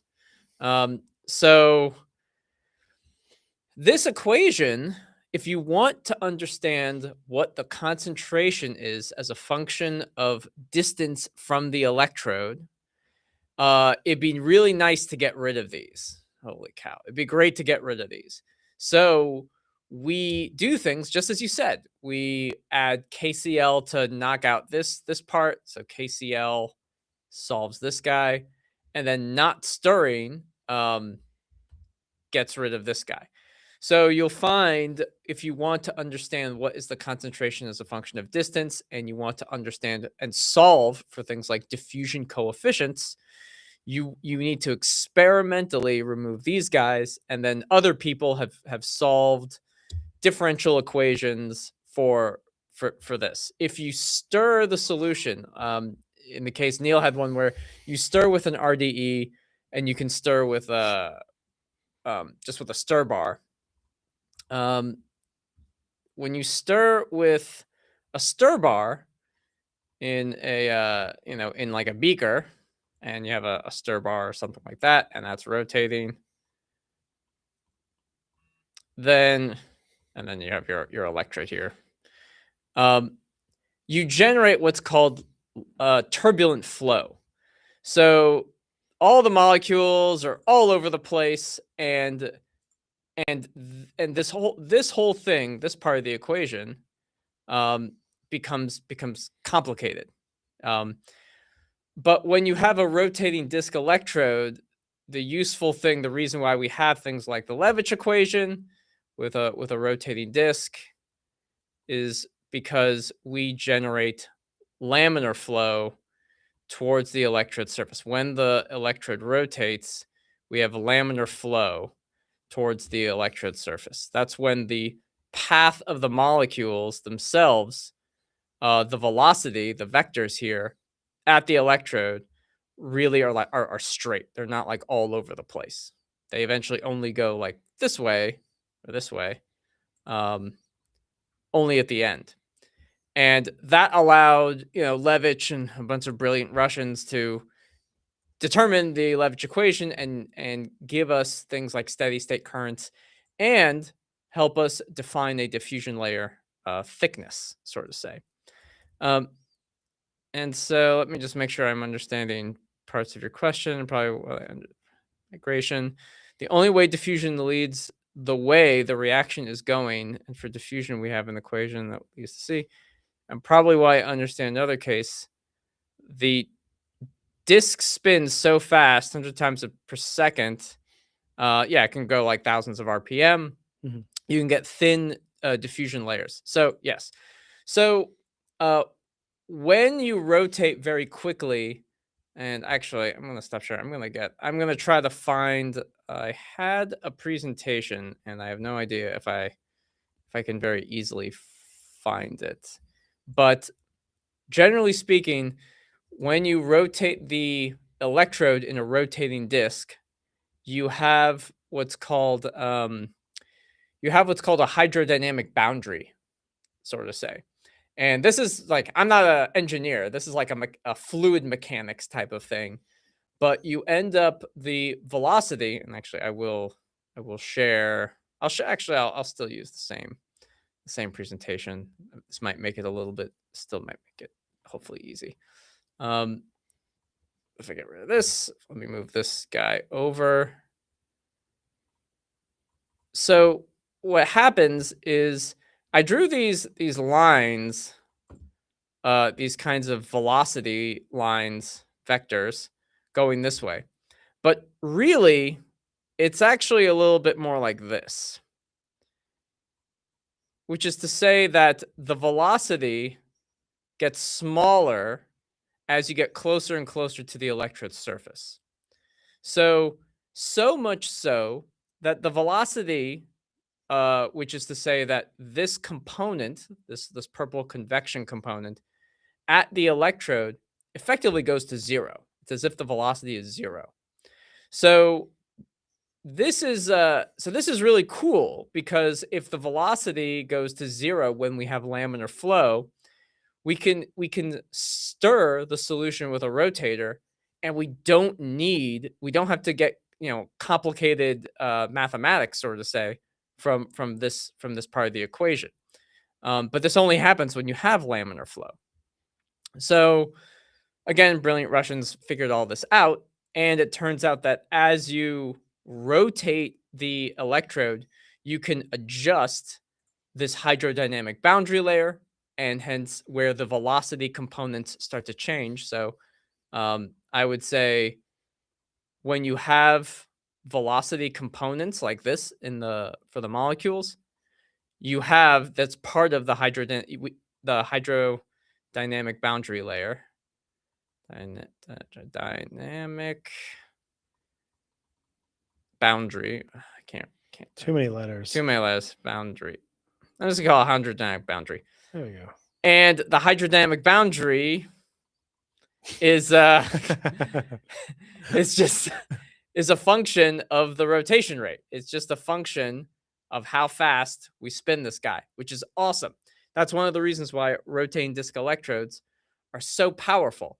We have the ability to control, to peg the diffusion layer by controlling this boundary layer. It's a pure fluid mechanics kind of phenomenon that allows us to calculate diffusion coefficients very, very accurately. That's one of the kind of the beautiful things. And I'll just clarify, I had said, I misspoke. I meant microns, not nanometers. So microns, just to be clear, it's not a picometer. That's not the size of the diffusion layer. Let me just share a support article on our web page. Nope, this one. This one. So we have a article on RDE theory. I meant to say microns. I said nanometers. I misspoke, just to be clear. So the stagnant layer is about 300 microns thick, and typically the diffusion layer is 20 times thinner than that. But what I'll also share is, again, from my one of my webinars, my RDE webinar, one of the things that I do is I actually do this calculation from real data. And so this is the worksheet that I used during that webinar. You can see this is just one example. This isn't necessarily the perfect for every single experiment per se. But as a general rule here, as a general idea, you can see here, I did like typical rotation rates for like RDE. So spinning the rotating disc like the Alex just drew with my, with the velocity profiles anywhere from 400 to 3,600 RPM, revolutions per minute. And the calculated diffusion layer thickness was anywhere from 4 to 12, 11, whatever microns. So I just wanted to clarify. I said nanometers, I meant microns. So just a misspeak. But in other words, even despite rotating the electrode really fast, just to your point here, yes, it's constant, but it's not as, I guess it depends what you consider really thin or not really thin. It's not nanometer, like it's still microns thick. So we still have a diffusion layer, and this is one of those things about just as another follow-up thought of rotating disc electrodes is that people sometimes will think like, oh well, if I spin the electrode, I can force solution to the surface. It's like I can take diffusion, and I'm guilty of saying this. I say it as a sort of shorthand thing, and when someone asks me a question, I'll clarify myself. But it's like you take diffusion out of the equation. It's not really true. It's just a cheap way of kind of mentioning that we're like controlling the diffusion by controlling the diffusion layer thickness in a very measurable way, because we can change the rotation rate very easily with our electrode rotator, and that allows us to make very precise measurements to get, in particular, kinetic information very, very nicely with the Levitch, Katecki-Levitch, and Tafel calculations. So, oh yeah, and so sometimes we get confused because in electrochemistry there's a lot of length scales. Nanometers is more of the length of like the electrical double layer, for example. So the electric field that extends out of like the working electrode into the solution, it's like 2 nanometers long. So if a molecule is within that 2 nanometer max, kind of range, it's open up for electron transfer, stuff like that. If it's away from it, it can't. It won't undergo an the diffusion layer is much thicker, obviously, than the double layer. Whether it's whether the electrode is spinning or not, and that's like angstrom, which is a tenth of a nanometer, is like the size of an atom or a molecule. Yeah, It depends, obviously depends on whether it's solvated or not. It depends on a million things, but you can think about angstrom, which is 10 to the minus 10, as roughly the size of atoms and molecules, or bond lengths, stuff like that. That's what you're talking about. So then 10 to the 9 is nanometers, 10 to the 6 is microns. So you can get the idea of scale. Yeah. Different, totally big range of scales that electrochemists. So it's like if your diffusion layer was like a tenth of a nanometer, you would be literally saying you're spinning the rotator so fast that there's like one molecule of diffusion layer. Yeah. It's like the one molecule is diffusing its entire length, and that's it. Well, and that's to a degree what the Kotecki-Levitch analysis is almost about. It's about extrapolating like the rotation rate to infinity. So that you figure out like if the molecule was right next to the electrode, what would be the kinetic response. Yeah, something like that. So yeah. That's true. It is actually like it's a theoretical extrapolation. Yes, it's 1 over the rotation rate, you go to 0. Yep. So it's infinity. Zero. It's infinity rotation. Yes. Infinity. Yeah. What if I went Buzz Lightyear to infinity and beyond? Yeah. And mass transport was not mass transport. Then you truly would take diffusion out of the equation. Yeah. Truly. Yeah. That'd be good. Yeah. Mass transport would not be an issue. And people would have an easier time understanding electrochemistry if it wasn't for mass transport. Maybe. I don't think that's true. I think people would always have a hard time understanding electrochemistry.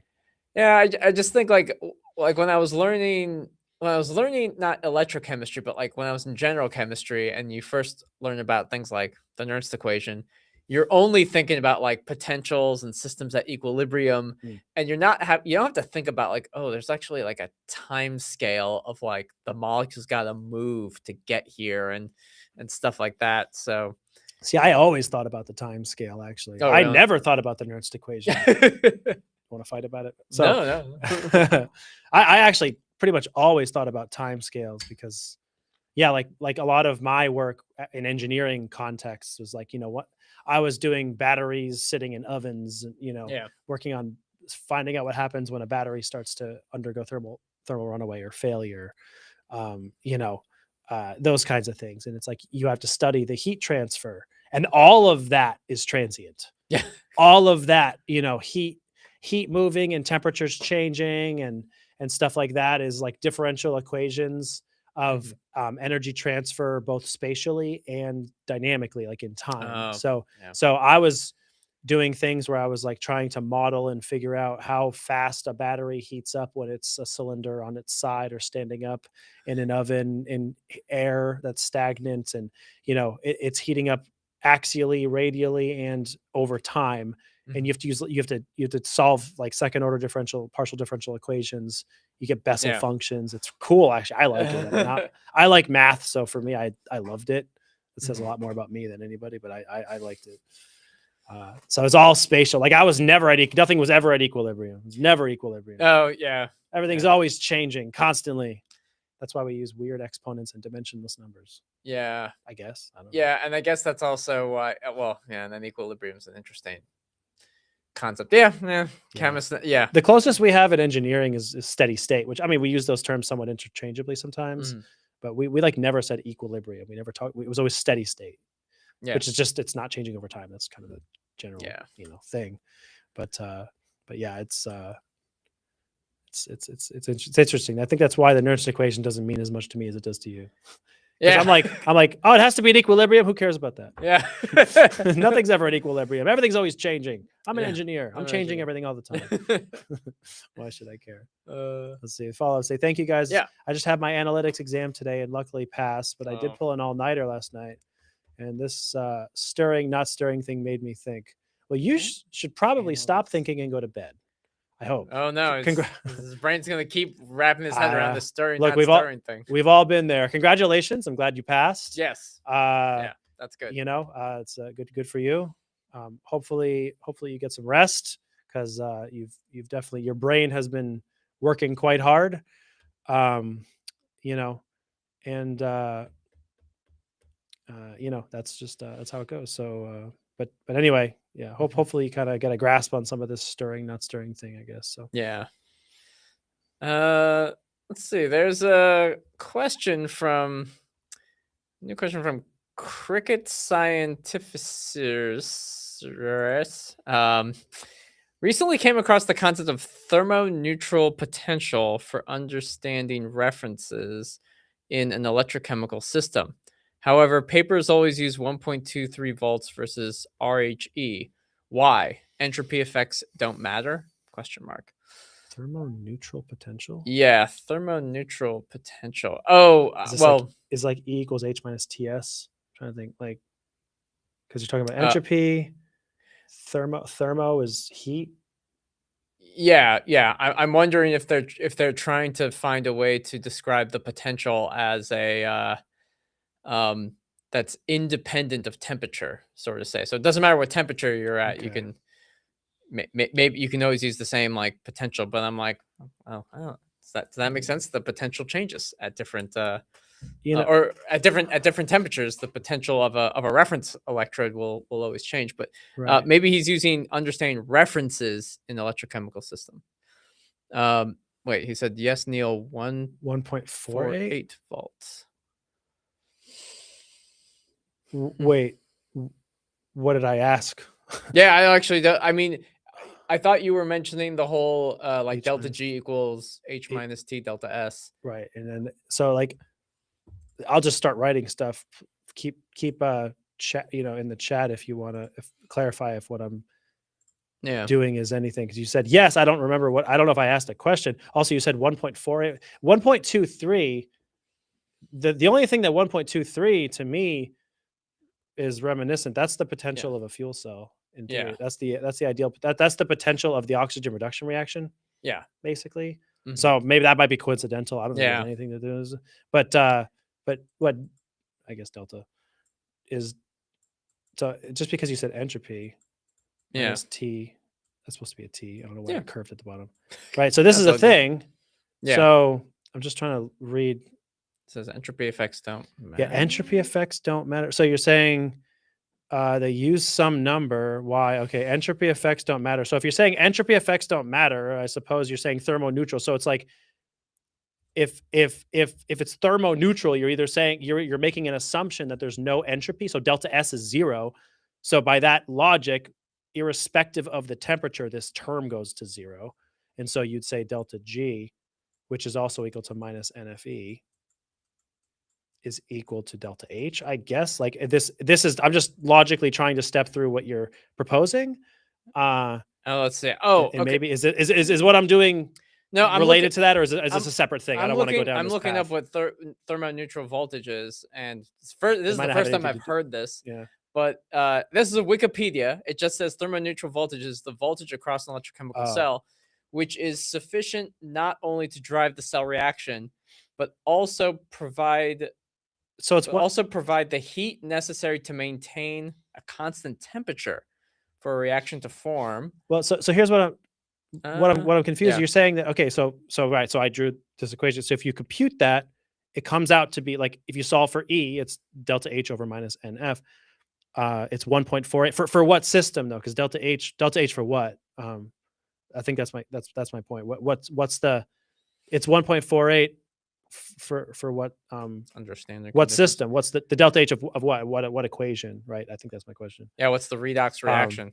Right. Because I mean, I don't know if I could do all that numbers out now. I'd have to find the standard enthalpy of formation for each component of the product reactants. Right. Yeah. But I understand what you mean. Which is, or I think I do, which is that you're saying that E comes out to be, when you do the calculation, 1.48, which is equal to delta H over minus NF. So I think. So what's the? So I think what he's doing is he's looking at water electrolysis. See this? It's on the Wikipedia page. Oh, it's the water electrolysis. Okay. And what he's doing is because it says, the E naught is about 1.48 volts. And so, so for the water electrolysis reaction. Yeah. Okay. So that's that's my question, right? So he takes the Gibbs free energy for this reaction in kilojoules per mole. It's 2 electrons. So that value is divided by 2F. So delta G is delta H, which is what? It's 200. What is it? What's the number? It's 200. It's 237 kilojoules per mole. And then when you divide that by 2F, you get 1.229 volts because there's 2 electrons Okay. required to form hydrogen. Right. And then what does he do? Wait, just the 237? combustion of hydrogen reaction, the thermoneutral voltage. It's 1.23. 237 over 9645 over 2 is 1.23. So what's that other number then? 285? What does that come from? Oh yeah, the delta H, the thermoneutral voltage using the delta H of H. This is the delta H, not the delta G. Mhm. Is negative 285.83 kilojoules per mole. So So that's where you get 1.48. Because yeah, delta H is apparently 285. yes, So then I guess the question is, number one, if these two aren't equal, how do you justify which one you're using? Because this equation here, if you're neglecting the T delta S term, it presupposes that they're equal. But what you're telling me is that a simple calculation of the enthalpy of formation and the Gibbs free energy of formation give you different numbers. yeah, Which suggests that T delta S is not irrelevant. yeah. Or there's a temperature by which they are equal and you have to find that temperature or something. I don't know what the logic is here. Well, it's like they're using. I'm trying to think about this. So in this case, delta G and delta H are not the same thing for the formation of water, right? So yeah.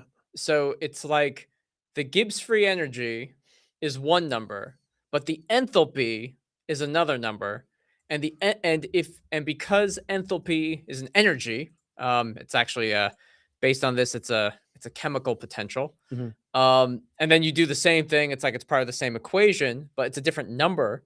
So if you use delta H instead of delta G, Mhm. you get You get a different 1.48. voltage. You get a 1.48. So what he's saying volts. too is that there's exactly, well, it depends on the rounding, but basically 1.48 minus 1.23 is 250 millivolts. Yeah. So he's saying the onset potential cannot be less than 1.48 volts. This is precisely the reason why the OER over potential is more than 250 millivolts, I guess, if I'm right.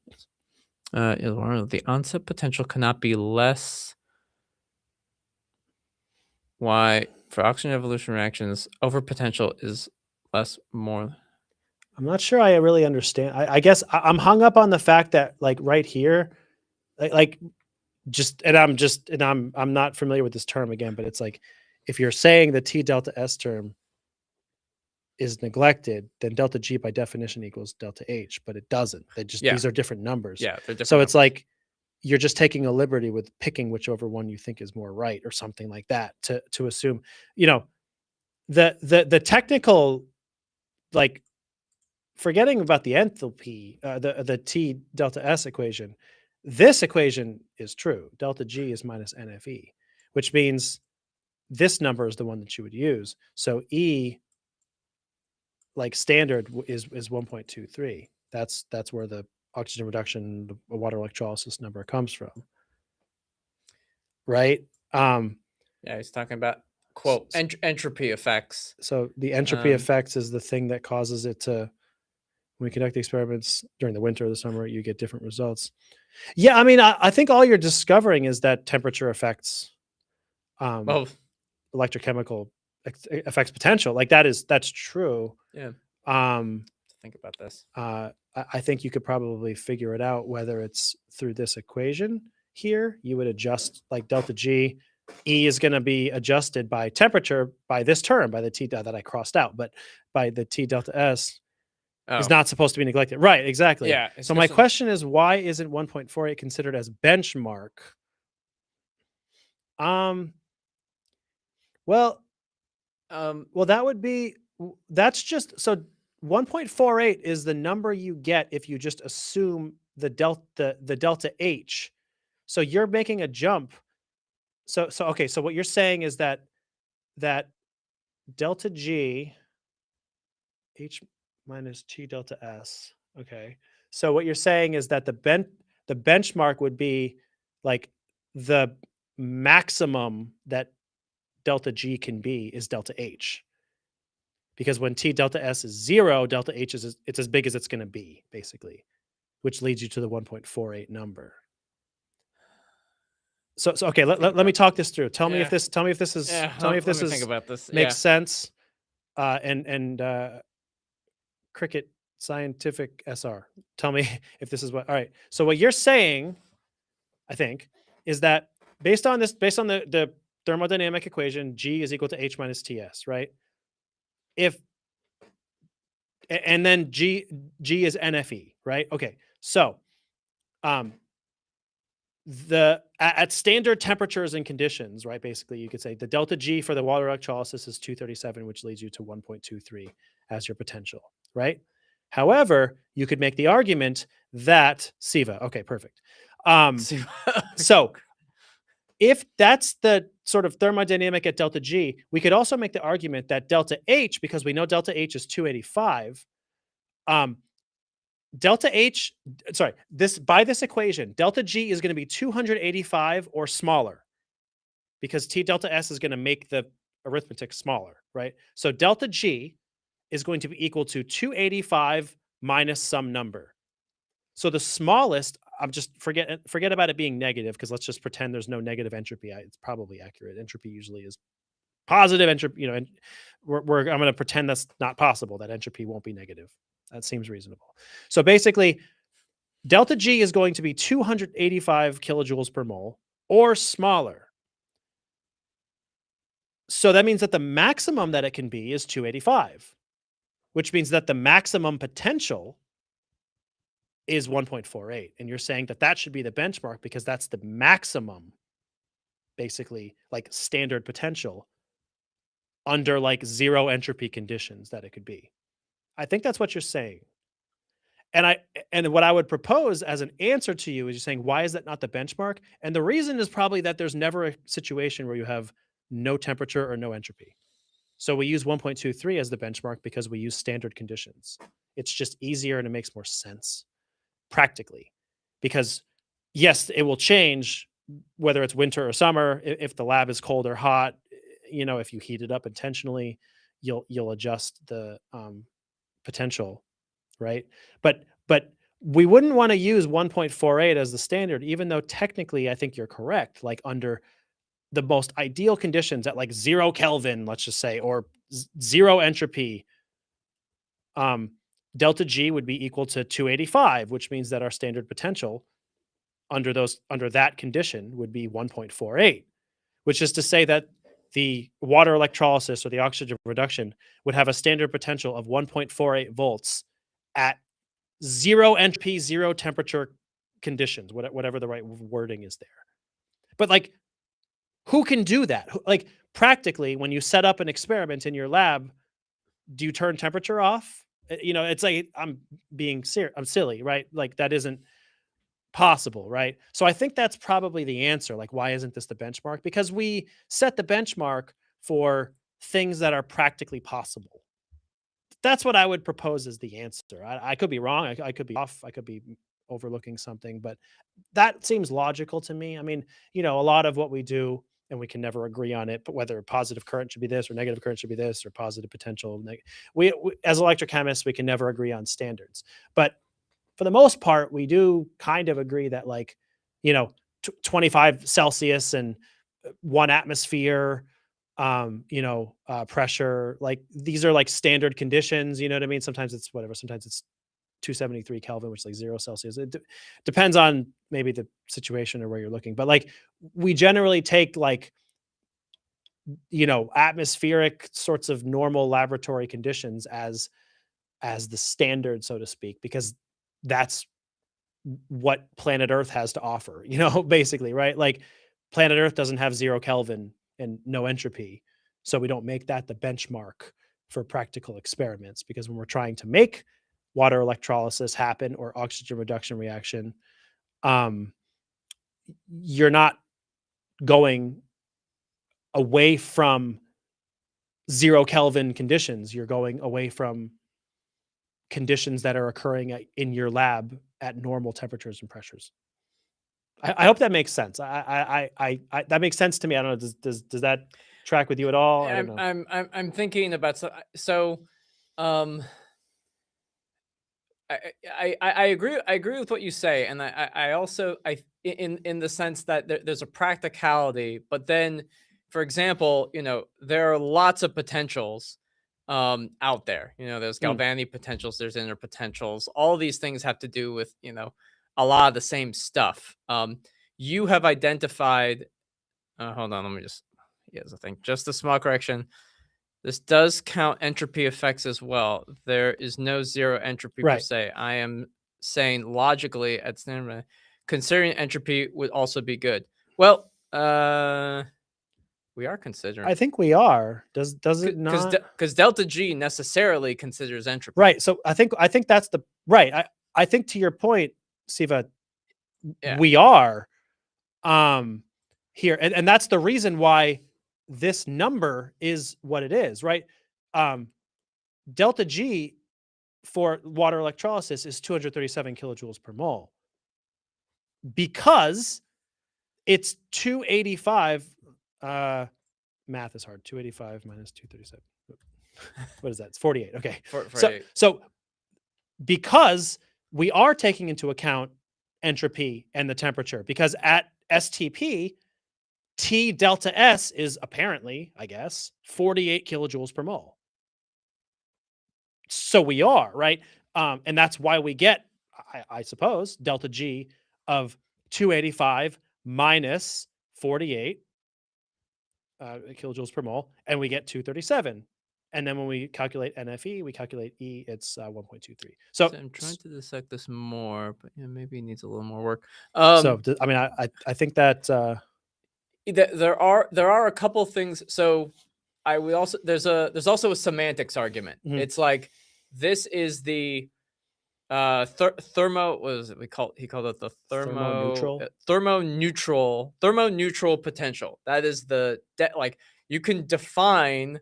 That's 1.48. That's what that is. Yeah, you can define things in terms of thermoneutral potential. You can also define things based on just the potential based on delta G. Right. And delta G, the Gibbs free energy, I always think about it as I think about Gibbs free energy as the maximum amount of energy you can extract from a system, which is to say that a system cannot provide you with the system cannot rearrange itself in any other way to lower its energy, right? Through physical means or something like that, right? So by citing something like the potential as 1.23 based on delta G, that is I think we think of that, I guess, as the maximum amount of energy that something can reach, because the nature of thermodynamics states that, okay, because the system's at equilibrium it's like delta H. All right, is delta H at equilibrium? Technically, it should be. If delta G is at equilibrium, then delta H and delta S should also be at equilibrium. These are just different like quantities.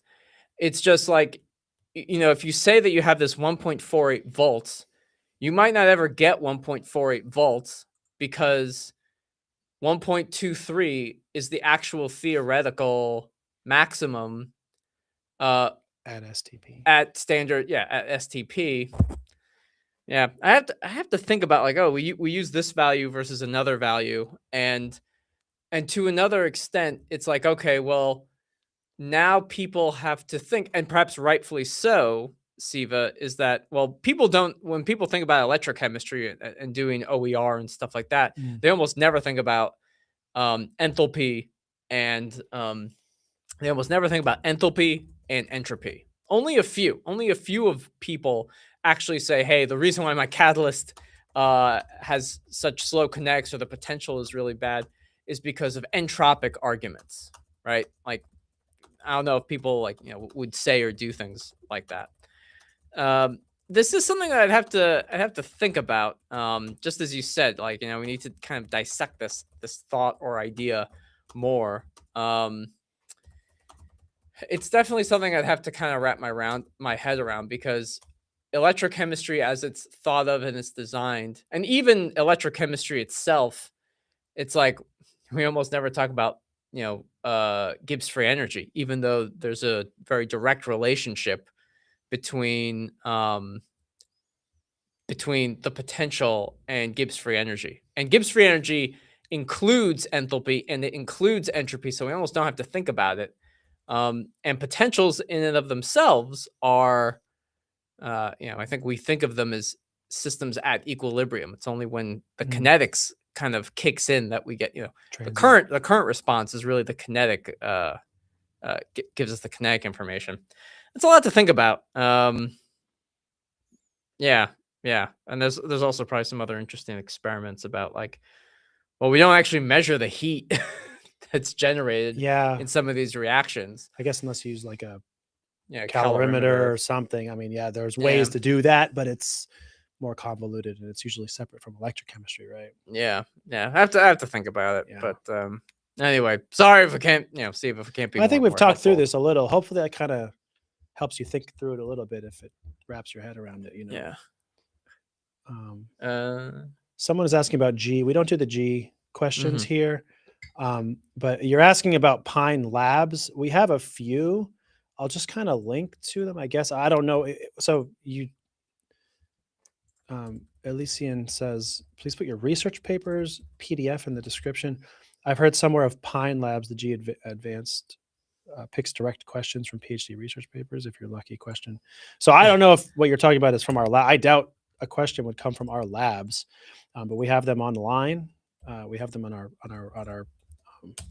there's 3 labs, electrochemistry class labs, I guess you'd say, that we have publicly here on our website. So I just posted 3 links to you. One of them is determining the amount of lead in tap water. Another one is observing the electrochemical response of acetaminophen, which is called paracetamol in India. And another one is using screen printed electrodes using Faraday's law of electrolysis to determine mass changes when you plate. So I don't know. I don't know. I am not ever taken the G exam, but I don't know. Maybe they take from our content. That would surprise me. I suppose. That would surprise me. But I don't know if it's Pine. I don't know if you're referring to please put your research. I mean, I have publications from when I was in graduate school and postdoc, and some over the past 5 to 10 years. I assume you don't need my personal publications. I can't imagine those would also play a role in the G exam. No, your personal publications. Someone's looking at you directly. Your personal publications are in the G. I can't envision a scenario where anything I did is important enough to make its way into a general entrance exam or whatever for the country of India or something. You're welcome to look it up. You go into Google Scholar or whatever, and you can look up my name and find stuff if you want. I guess I have I don't know, 24 publications or something. You can look them up if you want to. I don't need to link my publications for you. It seems very unlikely to be something that would help you. But I mean, you're more than welcome to find all of my publication record if you want. I don't know why anyone would want to do that, but okay. I think Stephen was saying, we could discuss more on next live stream. Yeah, happy to. Yeah, and I told him if he is looking up papers to share it with us, because as long as we're reading the same thing, we can have for sure healthy discussion next time. I mean, it might be unhealthy, but I'm happy to have it either way. Yeah. I like unhealthy discussions. Sometimes you got to be a little unhealthy, like get some ice cream, enjoy yourself. Okay. Unhealthy conversation. Like unhealthy. That's when you're talking about something while eating ice cream. Oh yeah, that's good. I mean, it's fun. Yeah, and it's not healthy. Yeah, but the conversation could be good. Conversation could be good. You're just giving yourself diabetes. Yeah, the diabetes. I'm off my rocker today. That's the first time coming back in the new year. Start the new year off with a bang. I That's guess. right. This term I came across at a lecture by Dr. Anantaraj Sanyeni. Mm-hmm. Was able to hardly find any good reliable. Okay, interesting. Okay. Yeah, thermoneutral. That's a cool term. I haven't seen it, but I feel pretty confident in my understanding of it through the HTS and thinking about it through. But yeah, we can keep the unhealthy conversation going next week if you want. We'll do our live stream here every week this time. So let's see. I think there was a thermodynamics question. Let's see. I don't know if this is something we can kind of talk through or not. Yes. We say entropy is randomness, but how do we relate the formula? Sorry, I lost my. Sorry, wait. The formula. How the formula is related to randomness? That is, ds is dq rev. Or what's rev? I don't know what rev is. dq dt is delta s, right? Yeah. Yeah. Just energy. Yeah. It's. Yeah. How do we relate the randomness? So one. So I don't. So one sure thing. I understand the question. So so this is a misconception. People say entropy is randomness, and that's it's disorder. And disorder, which is a simplification of what entropy really is. Entropy, what entropy really is, the way at least I like to think of it, is it's the number of available states that can exist, sort of say. So one of the simplest examples we kind of learn in general chemistry and stuff is that, okay, if you have the same amount of molecules and then you have a solid and then you have a gas, you would say that the gas has a higher entropy than the solid because the solid has a kind of a fixed structure, and the gas is more random. But it's not random. It's the fact that the molecules in the gas have more available states. And states is a very odd term, but basically it's the idea that, the word is kind of what it is. A gas molecule has, I would say, maybe more degrees of freedom. It has more vibrationally accessible spaces. It can move around in more places, things like that. So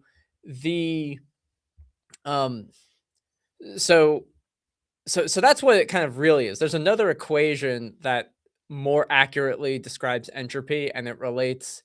It's like the entropy. I'm messing this up, but if you look it up, the entropy is equal to the number of states times like the Boltzmann constant times the temperature, maybe times another factor. But if the number of states, available energy states, or available, vibrational or translational states, or just configurations, if those numbers of states increases, then the entropy of the system is increasing. And the equation that you have here, ds is equal to dq. I don't know what rev is. Rev is reversible. Oh, okay. Rev is reversible. Reversibly divided by t. I would actually, I actually think maybe another. This is actually kind of a fun thing. Another way that I like to think about this is actually the form of what is it? Temperature is equal to energy divided by entropy, which is to say that temperature is a form of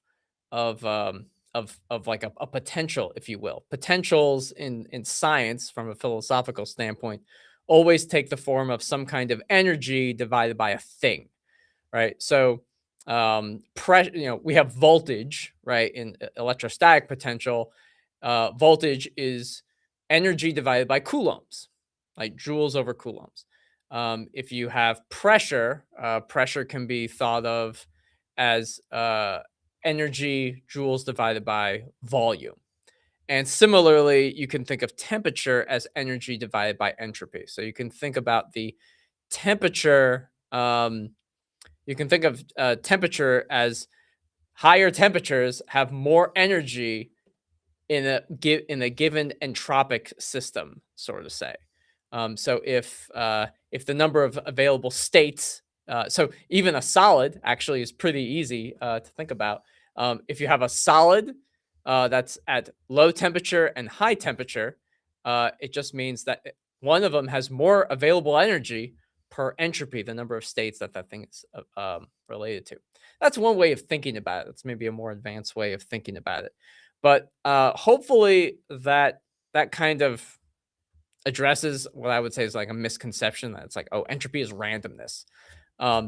It's better to think of it as an increase in entropy is the increase in available states, and a decrease in entropy is a decrease in the number of available states that something matter takes up.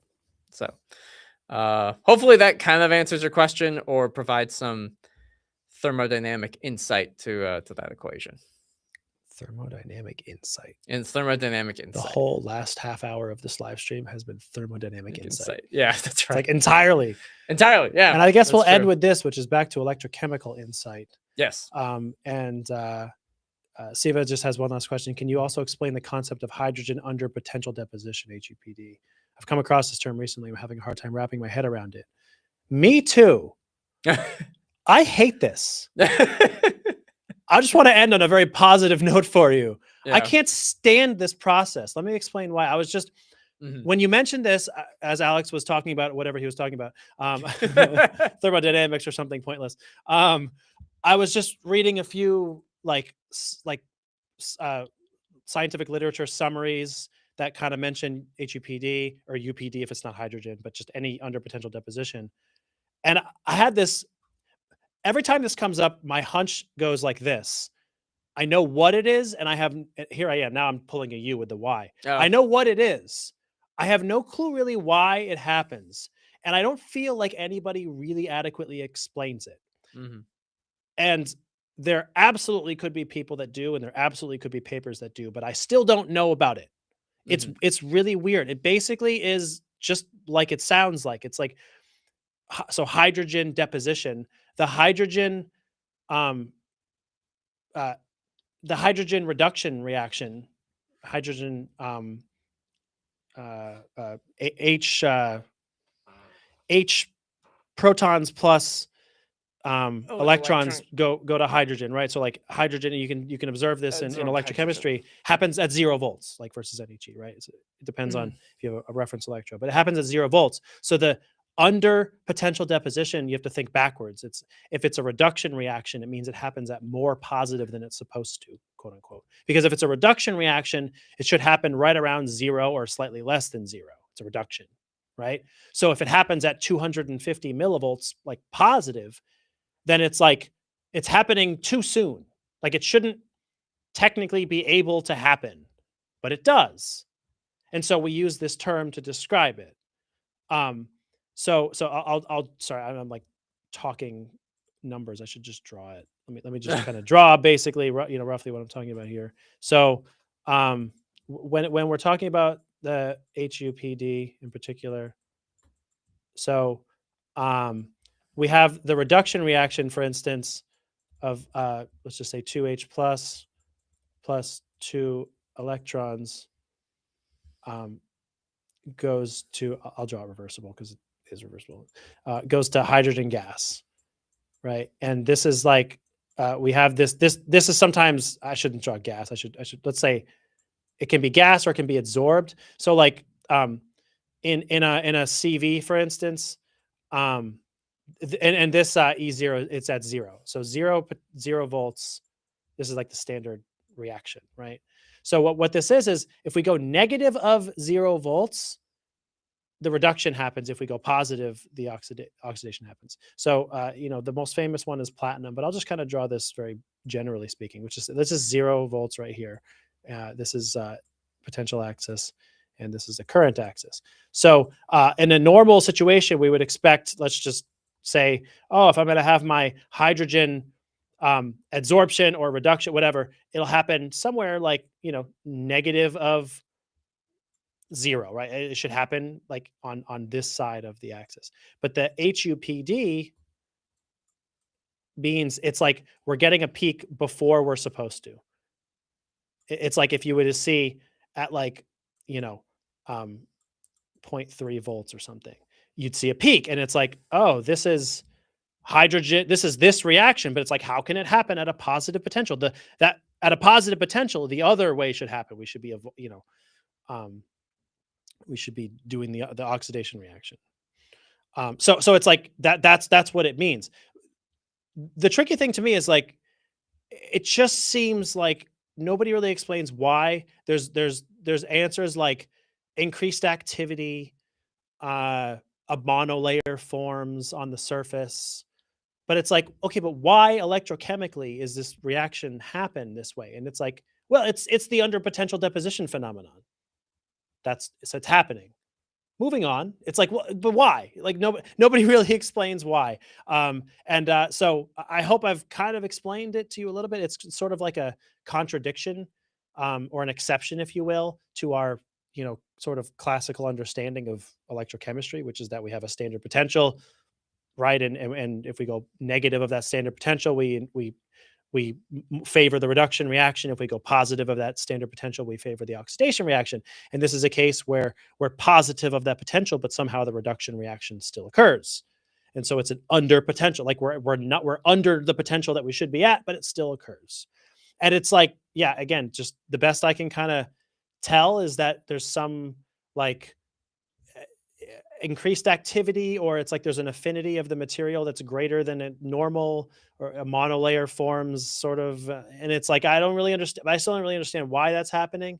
I would bet in somewhere in the literature, there's a good explanation of this, but most of the time people just sort of show their voltammograms or something when they have a, peak that's occurring at an underpotential.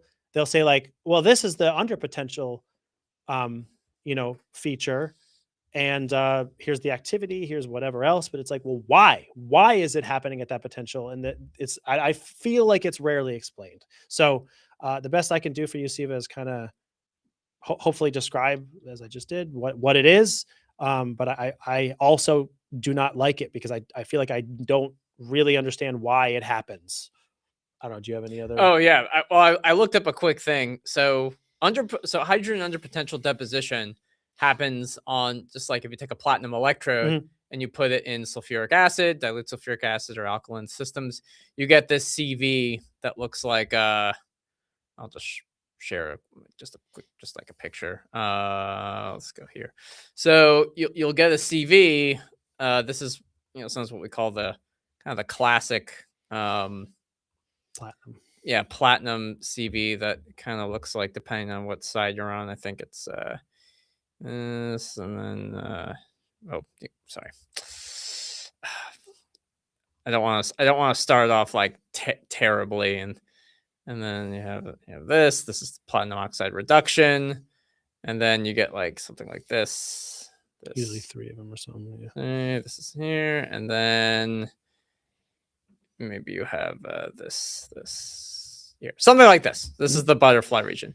So this is H2 evolution, and this is hydrogen under potential deposition. Yeah. The adsorption, desorption stuff. Yes. So this has always been defined as like different crystal faces of platinum. So you have like platinum 111, platinum 110. 110 or 111. 111 is the best one, I believe. And so it's interesting because it's like, oh, we know that this reaction here is, for hydrogen evolution, protons, 2H plus 2 electrons, 2 electrons, equilibrium with H2 gas. That happens at a voltage, right? Like 0 volts, right? 0 volts. That's the voltage that it happens at. These happen at more positive potentials, as Neil just said. So that's just what it is. And I think it's important to note that when we're doing any kind of CV, right? So any kind of CV, and all of these have current versus voltage, any kind of CV that we draw, we always say the potential redox potential is like here. It's always in the middle. That's like your E naught or something like that. But there's current that happens here. There's current here, and there's current here. If you were going the other direction, so this reaction's happening.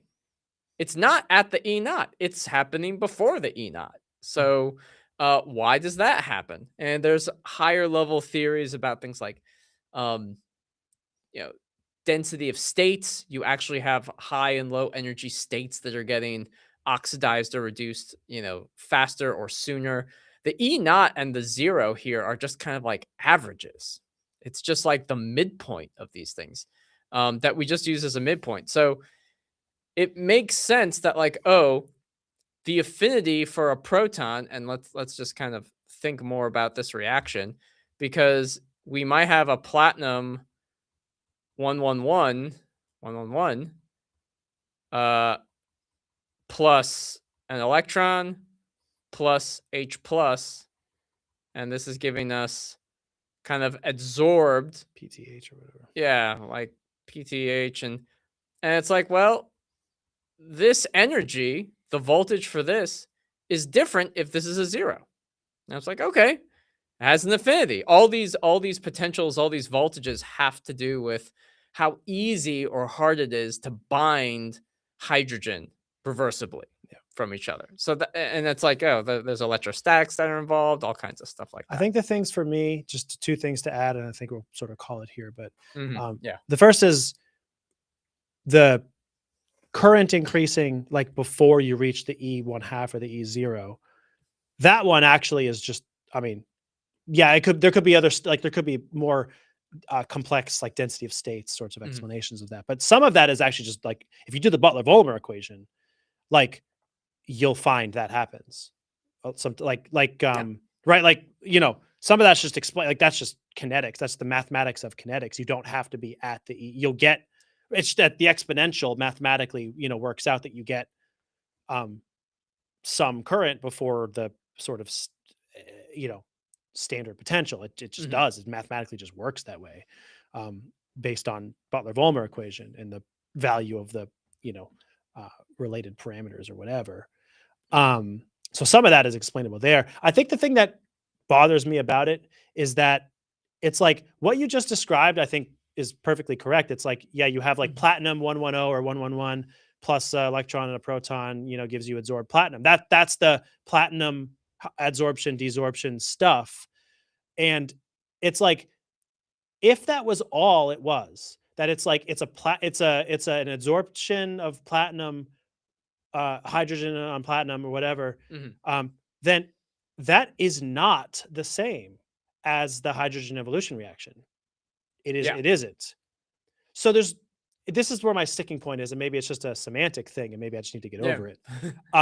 Why would we call that hydrogen under potential deposition? Because the term under potential implies what I described, which is that it's like, we expected this to happen at zero, but it didn't. It happened at a, in this case, a more positive potential. But it's like, why would we expect that to happen at zero? It's not the hydrogen evolution reaction. It's a different reaction. I know it looks the same. It's, proton plus electron goes to hydrogen or whatever, but it's platinum plus that. Like if you did the delta G NFE thing with it, right, you might come up with a 0.15 instead of zero. Like, I think that's what bothers me about it. Cause it's like the word under potential supposes that it's like, it's happening at a potential we didn't expect. And it's like, no, I don't think necessarily it is. I think that that's the potential at which hydrogen adsorbs on platinum. It just happens to be close to zero, but it's not zero.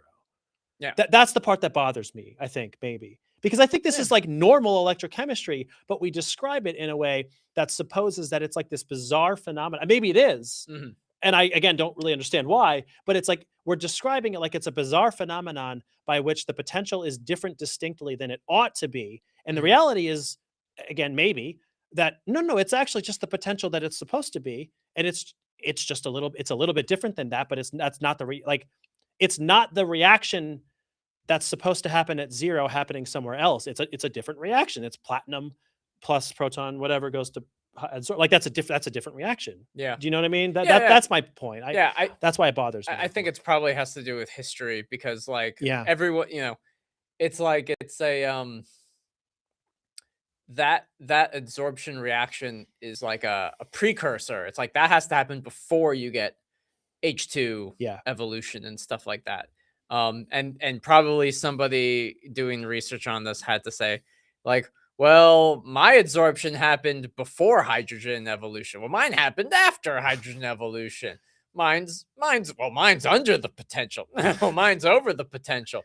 And then This is the same problem with engineers multiplying numbers until the units go away. They're like, no, well, my units are 0. I have no units. It's the same phenomenon. It's a bunch of weird people doing weird stuff.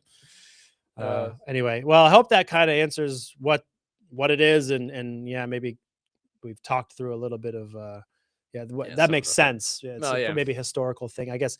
My issue with it, I think, maybe is more of a terminology thing, because I don't think we're like disobeying the laws of electrochemistry and thermodynamics and everything like that. I think it's just the terminology bothers me for some reason. But anyway, I think I do see there's a few other questions, but we're sort of 10 minutes past our normal bedtime stopping time here, so we're gonna call it for this week. Yes. Apologies, Aditya and Diamond, if there's other questions. You can join us next week. We should be here. We do this on Fridays at 1 p.m. Eastern time, so you can figure out, depending on where you are in the world, of course, what that time is for you. We're happy to engage your questions if you come next week. We try to do this for about 2 hours, so we're sort of fortunately not here all day, but and it's might be very late where you are. Probably you should go to bed. I want to go to bed, and it's not even nighttime for me. So come back next week with your questions. Yes, we'll be happy to get to your questions, and apologies we don't maybe always get to questions. Thank you. So thank you, everybody, for another fun episode. Happy New Year. As always, you'll hear that next week as well. It's always Happy New Year. But anyway, hope everybody has a good weekend, good rest of their week and everything. We'll see you next week. Bye.